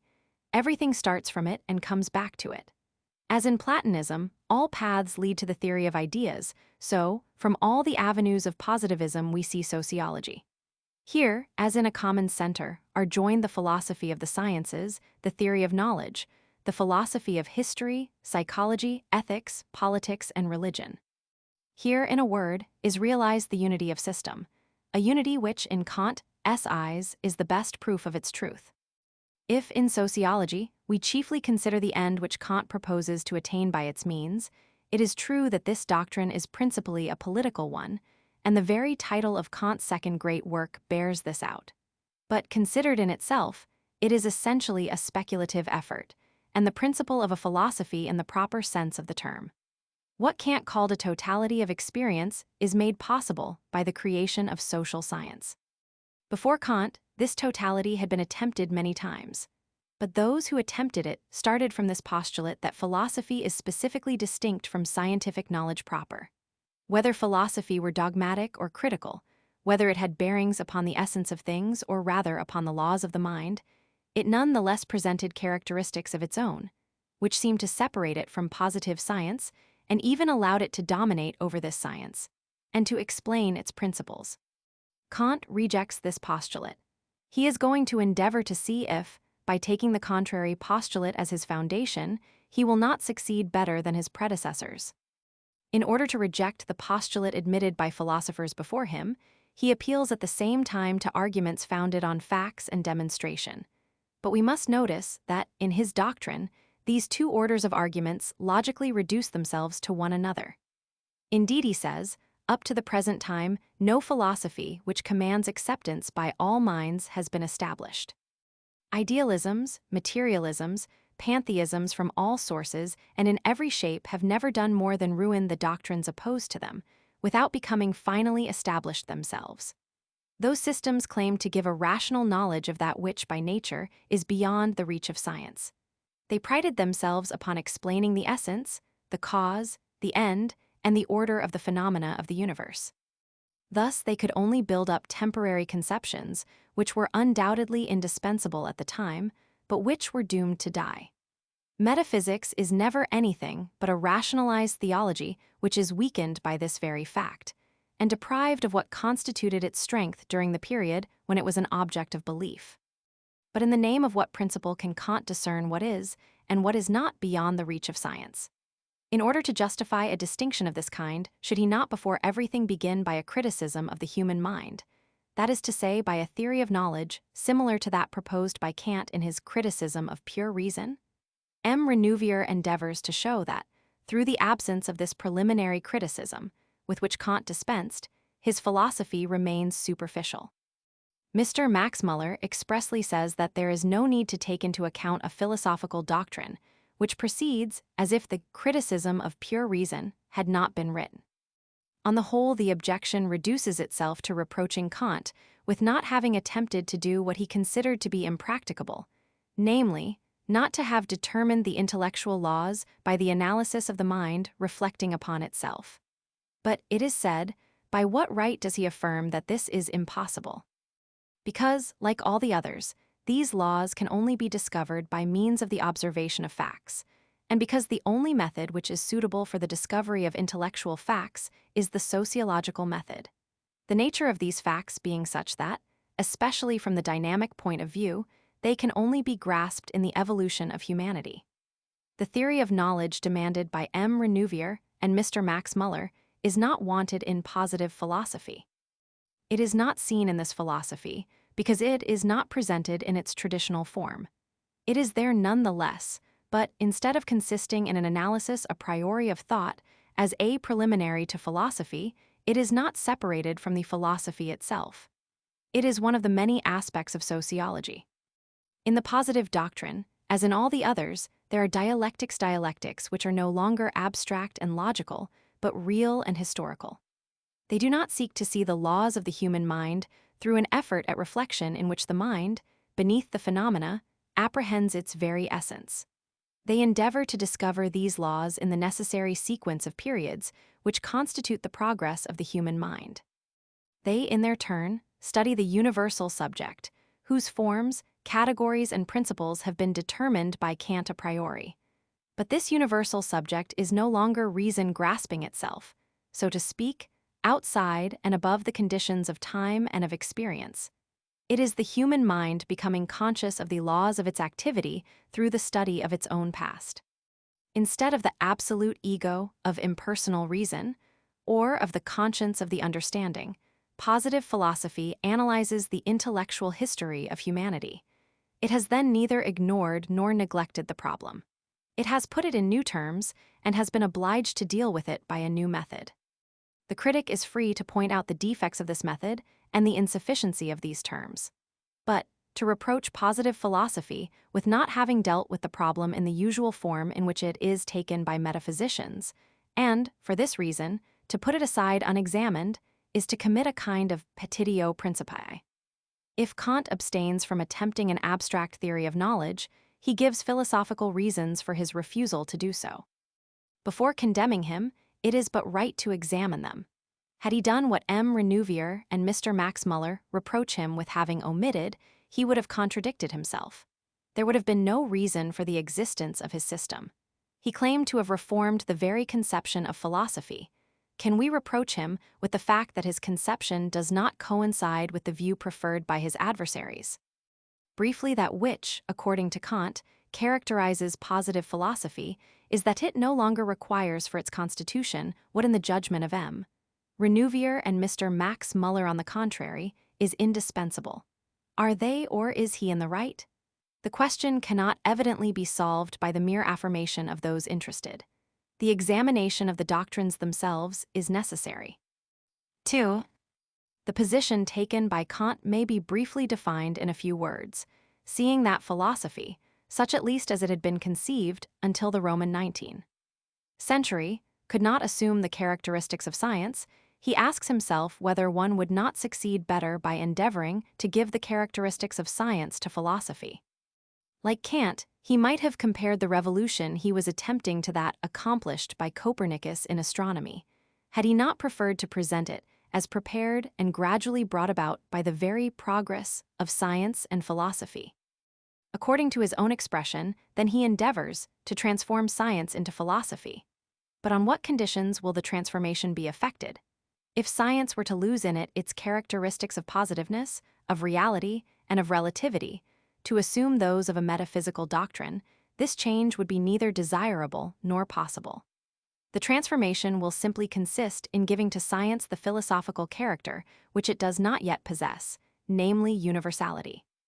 While thus acquiring a new property, positive science should lose none of those which it already possesses, and which constitute its value. Thus, in the transformation of science into philosophy, what is transformed at bottom is not science, which remains itself while becoming general from being special. It is philosophy rather which is transformed.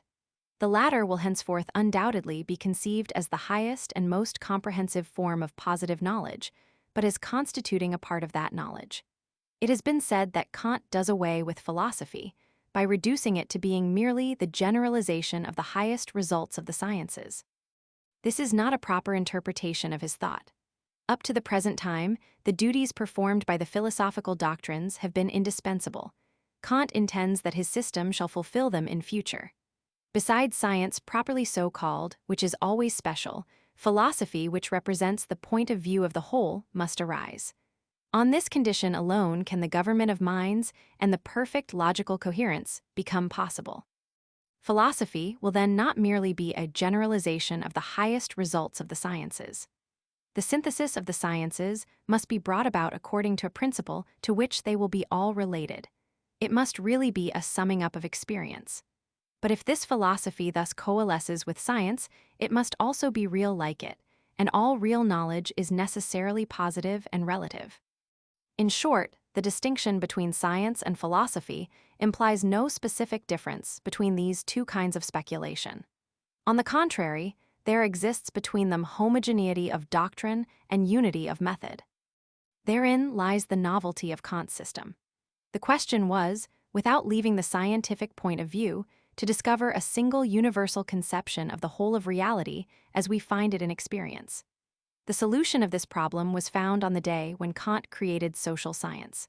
For indeed, in the first place, sociology makes the positive method universal by extending it to the highest order of natural phenomena accessible to us.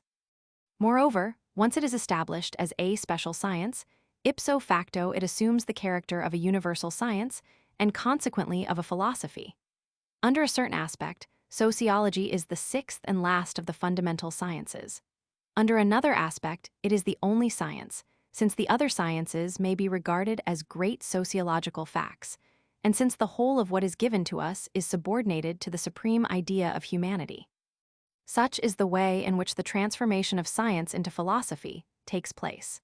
If it dates from the foundation of sociology, it is because, once this last positive science has been created, nothing remains in nature of which we conceive the possibility of obtaining an absolute knowledge. The relative character of scientific conception is necessarily inseparable from the true notion of natural laws, in the same way as the chimerical tendency to absolute knowledge spontaneously accompanies whatever use we make of the logical fictions or of metaphysical entities. Considered as a whole, the object of positive science, according to Kant, necessarily coincides with that of philosophy. For both of them, it is the whole of the reality given to us. The human mind cannot exert itself in a vacuum. What it might draw from itself, without the help of experience, if such a conception be not absurd, is purely fictitious and has no objective value. If then the human mind remains attached to a metaphysical philosophy, this can only be in so far as the mind still conceives the whole or a part of reality from the absolute point of view, that is to say, in so far as it still fails to understand that the laws of phenomena alone are within its reach, and persists in seeking the essence and the first or final cause for some among them. There was a time when the whole of reality was so understood. The conception of the world was then entirely metaphysical or partly theological. But the human mind has gradually constituted the positive science, first of the more simple and more general phenomena, and then of the more complicated ones. Finally, the most complex of all, that is to say, the moral and social phenomena alone, remained untouched by the scientific form. Let us suppose that this last order of facts is conquered by the positive method, the metaphysical mode of thought being no longer possessed of real objects, ipso facto disappears. At the same time, the positive mode of thought becomes universal, and positive philosophy is founded. In this way, two great connected facts which occupy a considerable place in the philosophical history of our century are explained.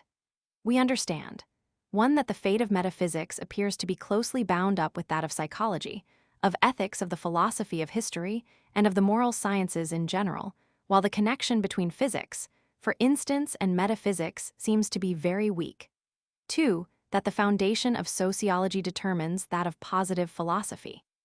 So long as psychology speculates upon the nature of the soul and upon the laws of thought, ethics, upon the final cause of man, the philosophy of history, upon the final cause of humanity, metaphysics remains standing. Indeed, it seems better able than positive knowledge to lead the human mind to a conception of the whole of the real. It appears to be all the more appropriate for doing this, in that the point of view of the absolute can be easily made to harmonize with the point of view of the universal. In the same way as the conception of substance, whatever it may be, leads without any difficulty to the conception of the unity of substance. But from the day when we no longer should seek anything but the laws of psychical, moral, and social facts, refraining from any hypothesis as to causes and essences, a method already made use of for all the other categories of phenomena, 3 results would be obtained at a single blow. Metaphysical philosophy would disappear, social science would be created, and positive philosophy would be founded. According to the essential law of social dynamics, the metaphysical stage is never anything but a transitory one between the theological and the positive stages. The human intellect could not pass immediately from the former to the latter. The metaphysical stage, which can assume an endless number of forms and of degrees, insensibly leads it from one to the other. Metaphysical philosophy partakes of the theological in so far as it claims to explain the totality of the real by means of a first principle, and of the positive in so far as it endeavors to demonstrate its explanations, and to bring them into accordance with the real knowledge already acquired. It originates in theology, and it ends in science. But however near it may come to positive knowledge, its original theological brand is never effaced. Were they compelled to choose between the theological and the positive doctrines, metaphysicians would certainly adopt the former. The essence of metaphysical philosophy is to tend towards the absolute, whilst positive philosophy only seeks the relative. In favoring the progress of positive science, metaphysical philosophy was working to make itself useless. To those then who reproach him with not leaving any function proper to philosophy, Kant would answer that, in his doctrine, philosophy is on the contrary better defined and more fully constituted than in any other. Indeed, metaphysical philosophy has never been anything but a compromise, destined to satisfy more or less the needs of theological explanation and of rational science. But positive philosophy is pure and unalloyed with heterogeneous elements. It gives to the whole of experience all the intelligibility which we can hope for through the discovery of laws and, in particular, of the encyclopedic laws. By making humanity the supreme end at once of our speculation and of our activity, it furnishes morality and politics with a definite basis and gives religion an object. In this way, according to Kant, positive philosophy is more truly a philosophy than metaphysics, since it secures the homogeneity of knowledge and the perfect mental coherence. And it is also more truly religious since, as its final conclusion, it shows that the end of the intellect itself lies in devotion to humanity. 3. Every new philosophical doctrine is in general guided by a double tendency. At the same time, it seeks to establish its originality and to find out its antecedents.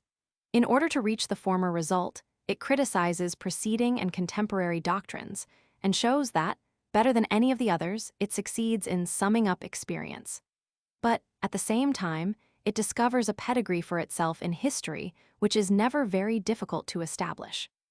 Like the others, positive philosophy fulfills this twofold requirement, in such measure, however, as its particular nature and the definition of its object reasonably allow. Properly speaking, it does not undertake to refute the metaphysical systems which it deems itself destined to replace. Those systems in refuting positive philosophy are faithful to their principle, and positive philosophy is faithful to its own principle in not following their example. It suffices for it to locate them in the general evolution of the human mind, and to show, according to this law of evolution, how the very necessity which brought them into being is also the cause of their disappearance. Their office is fulfilled, their part is ended. It matters little that they should seek to prolong an ebbing existence. Cases of survival may slacken the rate of progress, but they are powerless to arrest it.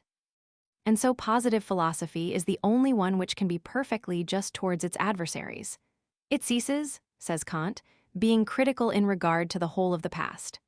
In order to be established, it does not require to combat and to supplant the philosophies which have preceded it. With itself, it places all doctrines in history.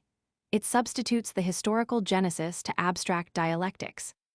Undoubtedly, Kant recognizes a long series of his precursors properly so called, in the double line of philosophers and scientific men who have contributed to the progress of the positive spirit, from Aristotle and Archimedes to Condorcet and Gall. But positive philosophy, nonetheless, looks upon itself as heir to all the philosophies, even to those which are most opposed to its principle. For they, like the others, have been necessary moments in the progress which was to end in the positive system. Thus considered in its relation to the metaphysical speculation which preceded it, this system does not refute it, for it is neither necessary nor even possible for it to do so. Neither does it incorporate it within itself, for it could not do so without a formal contradiction. Still, according to Kant's own confession, it proceeds from metaphysics as much as from science properly so called. In what then does this relation consist? If positive philosophy neither opposes nor adopts previous doctrines, it transposes them. What its predecessors had studied from the absolute point of view, it projects upon the relative plane. As we proceeded, we have noted more than one of these transpositions. It may perhaps not be useless to make a recapitulation of them here, without, however, claiming for it perfect completeness. Metaphysical philosophy, positive transpositions, distinction between the statical potentiality and reality, and the dynamical points of view or between order and progress, Roman 2. Principle of finality, Roman 2. Principle of the conditions of existence, Roman 3. Theory of innateness, Roman 3. Definition of human nature as immutable evolution creating nothing, but bringing out the latent potentialities in that nature, Roman 4. The idea of the universe, Roman 4. The idea of the world, v. All the phenomena of v. The idea of humanity is the universe are related to the only really universal conception, one another. Because the conditions of existence of human societies are in a necessary relation, not only with the laws of our organization, but also with all the physical and chemical laws of our planet and the mechanical laws of the solar system, Roman 6. The Aristotelian theory, Roman 6.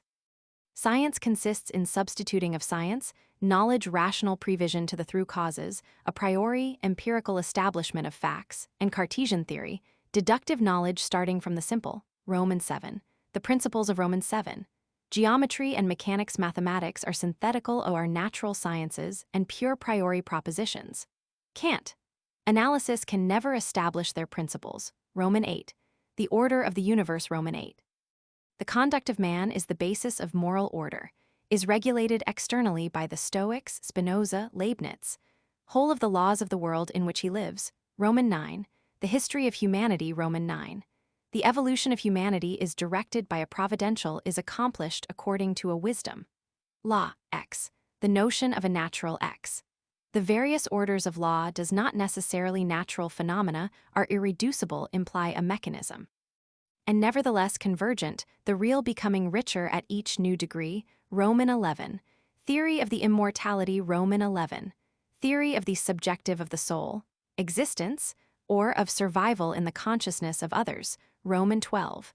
Rational theology, Roman 12. The positive science of humanity. This list might easily be prolonged. Once again, it shows us that, in the history of philosophy as in history in general, the result of the most apparently radical revolutions is not so much to abolish as to transform. Thus, Kant's philosophy might seem to be entirely opposed to that of Leibniz, yet we see that the metaphysics of Leibniz is to be found almost in its entirety in Kant. Of this dogmatic philosophy, Kant has preserved the doctrine. He only rejected its dogmatism, which, as a matter of fact, was of capital importance. In the same way, positive philosophy has often been presented as the formal negation of the philosophy which preceded it. When we verify this, we nearly always find them both concerned with the same problems and often reaching analogous solutions. Here again, it is only a question of transposition, and extremely serious when it is true, on account of all that it implies. Errors of interpretation are very often due to a lack of historical perspective. Once they have been formulated and adopted by current opinion, they are difficult to rectify. Time is needed in order that beneath superficial differences, deep-seated resemblances may appear. During many years, Kant was in all sincerity looked upon as a skeptic in France. Those who criticized him could not conceive how anyone could give up metaphysical dogmatism, without at the same time abandoning the doctrines which had been cast in the metaphysical form before Kant. In the same way, in the eyes of most of his adversaries, Kant's system must have appeared as the very negation of philosophy, because the terms philosophy and relative seemed incompatible to them. But this system, which is an effort to realize, from the point of view of positive science, the unity of the understanding and the perfect logical coherence, in reality ends by putting the traditional problems of philosophy in a form suitable to the spirit of our age. 4. If the relationship between Kant's philosophy and the doctrines which preceded it is sufficiently evident, it does not follow that this philosophy has brought with it nothing new. On the contrary, the transposition of problems and the constant effort to substitute the relative to the absolute point of view entails serious consequences with very far-reaching effects. Some of these were at once apparent, and first served to characterize positive philosophy in the eyes of the public. Others, more remote, but no less important, appeared more slowly. The negative consequences almost alone attracted attention at first. The chief characteristic of the new philosophy seemed to be the denial of the legitimacy and even of the possibility of metaphysics in all its forms. Rational psychology, the philosophical theory of matter and of life, rational theology, etc. It seemed also to deny the possibility of introspective psychology, of ethics in its traditional form, as well as of logic. In a word, one after another, it excluded all the parts of what constituted a course of philosophy. No wonder, then, if this doctrine, which took the name of positive, appeared to be chiefly negative. However, in reality, the negation only affected the so-called rational or philosophical sciences. Kant reproached them with what Aristotle calls tau letter 1f78 kappa letter 1f73 nu omega sigma zeta eta tau epsilon letter 1f d6 nu. Stringently applying the principle of the relativity of knowledge, he refused to admit anything absolute. He was therefore perfectly true to himself in rejecting doctrines founded upon metaphysical principles. But this entirely negative aspect of his philosophy is very far from being the one according to which we can best understand it. Truly speaking, it is only preparatory, and historians have often committed the mistake of allowing people to believe that it is essential. We only destroy what we replace, said Kant. The question was not to ruin, but to transform the psychological, moral, and social sciences. As we have seen, positive philosophy does not deny the possibility of a psychology. On the contrary, it establishes that psychical phenomena, like the others, are subject to laws, and that these laws must be looked for by the positive method. It only rejects the psychology of the ideologists as abstract and that of Cousin as metaphysical. It claims that, in presence of the phenomena which he is studying, the psychologist should assume the same attitude as the biologist or the physicist, that any search after cause or essence should be carefully avoided, that any metaphysical or ethical afterthought should be set aside. Then a science of physical phenomena will be established. Still, it will only be able to study the highest mental functions in the universal subject, in humanity. If we wish to do so, we may continue to call it by its traditional name, although it is to the old psychology only what the chemistry of our day is to alchemy. A similar transformation gives rise to social science. Here again, the indispensable condition for the scientific knowledge of facts and of laws is a new attitude of mind in presence of these facts.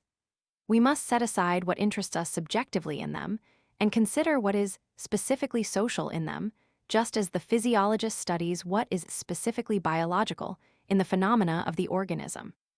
M. Durkheim, as a real heir of Auguste Comte, reasonably maintains that this is a condition sine qua non of positive sociology. This only exists as a science if there are facts which are properly social, subject to special laws, besides the more general laws of nature which rule them also, and if these facts, by constant objective characteristics, are sufficiently distinct from the phenomena called psychological. Positive psychology is now already constituted. Positive sociology is being formed. The science of language, the science of religions, the history of art are also assuming a positive form. The movement which has begun, and of which we only see the beginnings, will probably extend much further than we think. It supposes at least a provisional separation between the scientific interest and the political, moral, and religious interests.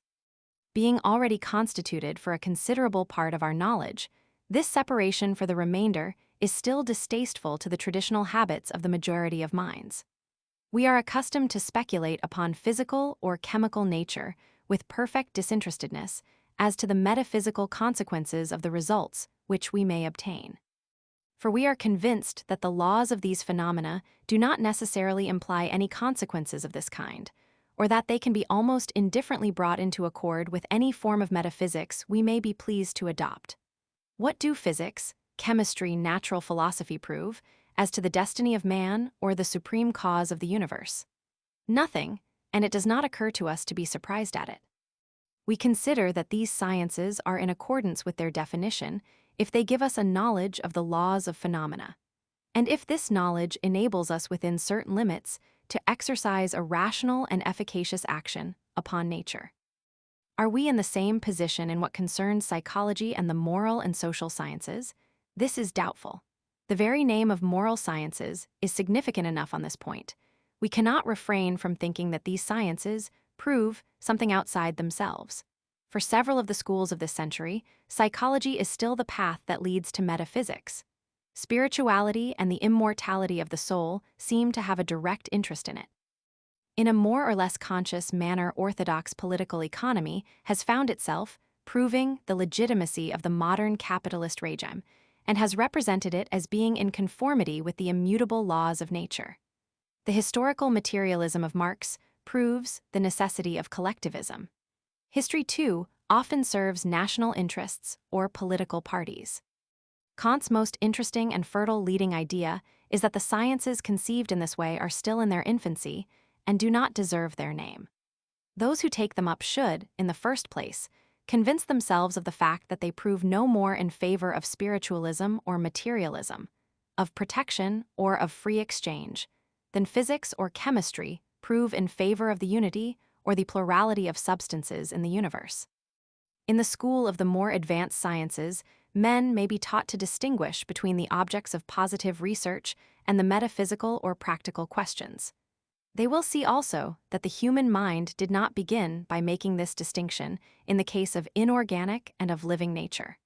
For a long time, it could only think of physical phenomena religiously. Without the admirable effort of the Greek men of science and philosophers, we might yet find ourselves in this period, and positive philosophy might still be awaiting the hour of its birth. Today this philosophy has come into being. In order to prove finally established, it requires that individual and social human nature should become the object of a science as disinterested as physics and biology have already become. From that day alone will the social sciences be definitely constituted. It is true that since in a certain way the object of these sciences is ourselves, it seems paradoxical to look upon them in the same way as if it were a question of salts or of crystals. We persist in believing that any knowledge of this order, as soon as it is acquired, admits of immediate applications to our condition or conduct. But this is an illusion. Is not the importance of the milieu in which we find ourselves, and of the forces which affect us from without for our welfare, and even for our preservation which depends upon them at every moment, a simple matter of evidence? Nevertheless, we seek a purely abstract, scientific knowledge of the laws of phenomena, because we know that our effective power upon natural forces is subordinate to science. In the same way, we separate physiology from therapeutics and medicine, and we especially await the progress of these from physiology. So, in the same way, pedagogy, rational economy, politics, and in general all the social arts in the future will be subordinated to the theoretical science of the individual and social nature of man, when this science has been constituted by means of a purely positive method, and is no longer expected to prove anything but its laws. This may perhaps be the work of centuries. We are only witnessing its early beginnings. We still have only a vague idea of a polity founded upon science, and we do not yet know what individual and social psychology will yield as a positive science. Kant anticipated results which could not be immediate. This is yet another feature which he has in common with Descartes, to whom we have so often had occasion to compare him. Having conceived a certain mathematical ideal of physical science, Descartes pictured the problems of nature, and especially of living nature, as being infinitely less complex than they are. Our scientific men today no longer venture to put to themselves the biological questions whose solution appeared to Descartes to be comparatively easy. In the same way, Auguste Comte, having recognized that moral and social phenomena should be objects of science, just as those of inorganic and living nature, believed this new science to be far more advanced by his own labors than it was in reality. It is easy to understand his mistake. He was anxious to proceed to the social reorganization, in view of which he was constructing his philosophy. Then, given the conception he had formed of social science, he was bound to think that the discovery of the great dynamic law of the three states was sufficient to finally constitute it. In his eyes, the hardest part of the work was done. Sociologists at present believe that almost everything remains to be done. But here again, we may renew the comparison between Descartes and Kant. In the work of both, without much difficulty, we can distinguish what is done by the scientific man properly so called and what is done by the philosopher. It is the same with Kant the sociologist as with Descartes the physicist. Their hypotheses have met with the fate common to scientific labors, of which Kant himself has so well set forth the necessary transitoriness. The other portion of their work, more general in character, is possessed of more enduring qualities. In this sense, and setting aside his political and religious views, which belong to another order, the speculative philosophy of Kant is living still, and pursues its evolution even within the minds of those who are engaged in opposing it. The End. W. Jolly and Sons, Printers, Albany Press, Aberdeen.